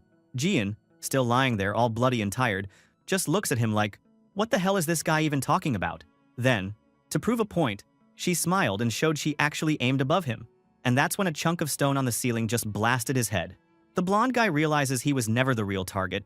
She meant the stone above him, and it worked. The system says his HP drops to 0. He's done for real this time. Jian sits on the ground, leaning on the defeated guy, smiling a little even though she's all beat up. She whispers Yoram's name and says she really did her best. For real this time. Elsewhere in the cave, the other Team 1 members are waking up. Their operator asks the red-haired girl if she's up, and she's like, yeah, but what happened to the team? He tells her the blonde guy was dead, and Myung-ho is still fighting. But when she looked at the fight, she freaked out when she saw their leader was actually losing. Now let's talk about that fight. Myung-ho is crouched on the ground looking totally wrecked, while Yoram just stands over him with her sword like, really? Is that all you got? She's disappointed. Honestly, our girl wanted a real fight. She tells him not to blame being tired from the earlier battle. But Myung-ho isn't done yet. He grits his teeth and says he's been fighting like a dog until now, so Yoram shouldn't act like it's over. They start going at it again. Myung-ho yells something about her being from an inferior family, but Yoram just jumps right over him and slams his face in, saying the only real loser here is him. Suddenly, blue energy starts crackling around Myung-ho. Yoram's impressed. She thought she finished him, but the guy's still going and blocked her attack. He lets out this wild scream, blue energy bursting out and pushing Yoram back. He then stands up, glowing with power, and admits Yoram is way stronger than he thought, but he says she's not that good at sword skills, and he's about to show her the gap between them. Yoram's just standing there like, bro, you've been getting rolled like a sushi this whole time. But before she can even finish her thought, Myung-ho jumps into the air, showing off the secret sword arts of his family. He activated a typical long sword technique like Yong House sword arts, first form, rising dragon shit. Then there's this huge blue dragon made out of energy behind him, and everyone watching is freaking out. Even Jitae, our MC, is just standing there on a rock, totally calm but probably a little interested. Myung-ho's attack is wild. Yoram's health drops as the blue energy slams into her, and she's in pain, but inside she's actually loving it. She thinks to herself that this sword technique is seriously cool. Myung-ho goes in for another attack, talking big about how real sword skills matter, and anyone without technique is nowhere near his sword clan. Drops a second major move, and the cave is just chaos. Yoram and Myung-ho clash in midair, blue and red energy everywhere, and the ground explodes underneath them. Myung-ho lands, panting and surprised he even had to use this level of skill. He starts thinking about all the years he spent training, how now the adults from his house will finally see he's better than the other prodigy, his brother Yong Tae-ha. Yeah, typical hunter family's drama. But then he looks down and realizes, where's his sword? The sword literally got shattered. Yoram is now right behind him, biting Myung-ho's broken sword like a damn dog with its stick, and red energy crackling all around her, smirking like she owns the place. She teases him, asking if he's looking for his sword because she's got it right here. He loses it, freaking out that she stole his sword after all that legendary sword clan talk. Yoram just starts clowning him, saying, a famous sword clan without their sword is just a bunch of idiots. Then she goes wild, announcing her own ridiculous U-House sword arts, 999th form, fucking up a yapper, and beats him down like a madman. Bro, I'm literally crying. This is so fucking funny, and Yoram is a crazy epic character. Imagine making fun of your enemy and pretending to copy their sword technique while calling them a yapper. Our badass queen. Anyway, Myung-ho's just on the ground, completely destroyed, muttering that this isn't right. That's not a fucking actual sword skill. But never mind, dude got wrecked so bad. Now the system said his HP dropped to 0. After the funny fight, Yoram stands up, panting hard, grinning like she just won the lottery. She just keeps repeating that she finally got first place, all exhausted but happy as hell. Then, she just collapsed, but thank God our boy caught her like a pro. Jitae, totally poker-faced, asks how it feels to win. She just looks up at him, barely awake but keeps smiling, and says she's so freaking tired and needs healing from Gyul. The system flashes up the final results. Yoram's team takes first place. Our hero said they gotta go home now, but there's snow falling outside. Huh, how could there be snow in this season? Yoram even complains that the snow's gonna make their wounds hurt more. Meanwhile, outside the cave, snow was falling on a warm, sunny day in the city. Yeah, that's weird, right? Gyul was sitting at the table with her cute cat mug, watching those snowflakes drift by. She explained to someone that it was because of Gyul. Apparently, when a blue dragon feels sad or lonely, pure white snow just falls around them. So basically, Gyul was having a rough day. Now, looking at the janitor in front of her, Gyul decided she had a plan to cheer up the blue baby. The janitor said he understood perfectly, but asked whether looking like this would definitely melt Gyul's heart. Bro, I can't? Now, that scary knight looked like a clown with a pink apron and too much makeup on him. He was like Sailor Moon, but she got cursed as a Wally wannabe. Gayul was grinning so hard, dragging him along and saying all the kids loved this character these days. The janitor just followed, stiff as a statue, making what he thought were cute noises. Pa, pang pang. Man, this was a new low for the night, bro. Anyway, when they got to Gyeol, she was sitting alone, totally blank-faced, and drawing in her notebook. The knight suddenly appeared and tried to get her to play princess. He then made a heart shape with his hands, pink hearts floating around. Yeah, bro was super disgusting. Gyeol just stared at him like he was an alien, which by the way is kinda true, and destroyed her crayon. No kidding. I'd be angry too if someone manly showed up like that. Bomb suddenly came and asked what the hell was going on, and the janitor admitted he dressed up as a cartoon character to make Gyeol happy, while Gyeol whispered to herself that they got busted. Bomb, being the reasonable one, told the janitor that he was more likely to terrify Gyeol looking like that, so he should go wash up. The janitor looked so crushed, saying Gyeol promised the little dragon would like it, but this yellow brat just acted innocent and denied everything. That poor guy made a tiny, sad noise and just walked off. He was then taking a shower, still in his armor, water running over his head. Dude probably wondered how his life ended up like this. Anyway, suddenly Jitae was coming to the house with Yoram. The girl was swearing up a storm about why it was snowing in May. Then Gayul ran up to them, waving and acting super excited, saying it had been forever since she saw them. Yoram saw her chance and got sneaky. She told Gayul that, yeah, they even brought her a present. Then, she shoved a snowball right down the back of her shirt. Gayul went nuts, screaming how cold it was, and Yoram told her there was dog poop in it too. Gayul freaked out even more, while Yoram just laughed. Yeah, Gayul definitely lost this round. Meanwhile, Bomb and Gyul watched the chaos, with little Gyul holding Bomb's hand. Bomb, always sweet, told our MC he worked hard, and he just answered, yeah. Then little Gyul held out her drawing to Jitae, a colorful stick figure family pic with everyone, even the janitor. Bomb explained who was who, and pointed out that the one holding Gyul in the middle was Jitae himself. Our boy looked at the drawing for a long second, and, believe it or not, he actually smiled. It was tiny, but it was there. Well, it was a wholesome moment, man. I couldn't believe our Sung Jinwoo wannabe like Jitae could smile. This needs to be recorded. Anyway, feeling happy, our protagonist suddenly asked where they should go for a trip, for 2 days and 1 night. Hearing that, Bomb looked super happy, saying he must be in a good mood because of Gyeol. Jitae looked away, all serious, mumbling it wasn't exactly that, but come on, dude, we all know he was feeling soft for his little family. Suddenly, Gyeol looked up at him, smiling with sparkly eyes. She was totally ready for this vacation. Bro, she was the cutest baby ever. Meanwhile, out in the city, because she was feeling happy and not lonely anymore, the snow had finally stopped. Everyone in the city was shocked by this unusual kind of weather. Now, we're jumping over to Russia. Yeah, random, but stick with it. This place was Severodvinsk, way up north, used to be a military site, but now nobody comes here. The squad, Jitae, and his dragon's gang showed up in a white car, taking in the crazy beautiful views. Bright blue lake, forests, mountains, all that good stuff.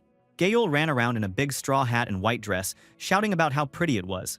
She asked how Jitae even found this place. Jitae, still in full stone face mode, said he found it while clearing a dungeon ages ago. Classic him. Just casually finding paradise while fighting monsters. Yoram, meanwhile, was stretched out in the car looking annoyed, asking why they couldn't just teleport. But Bomb said it was nice to drive sometimes. Suddenly, Jitae went off to pitch tents and sort out food, telling the others to play by the water. Our girl Bomb wanted to come, but he pulled the, "You're the oldest, you have to watch Gyeol" card. Bomb looked so disappointed, but somehow this red dragon seems to be planning something fun again.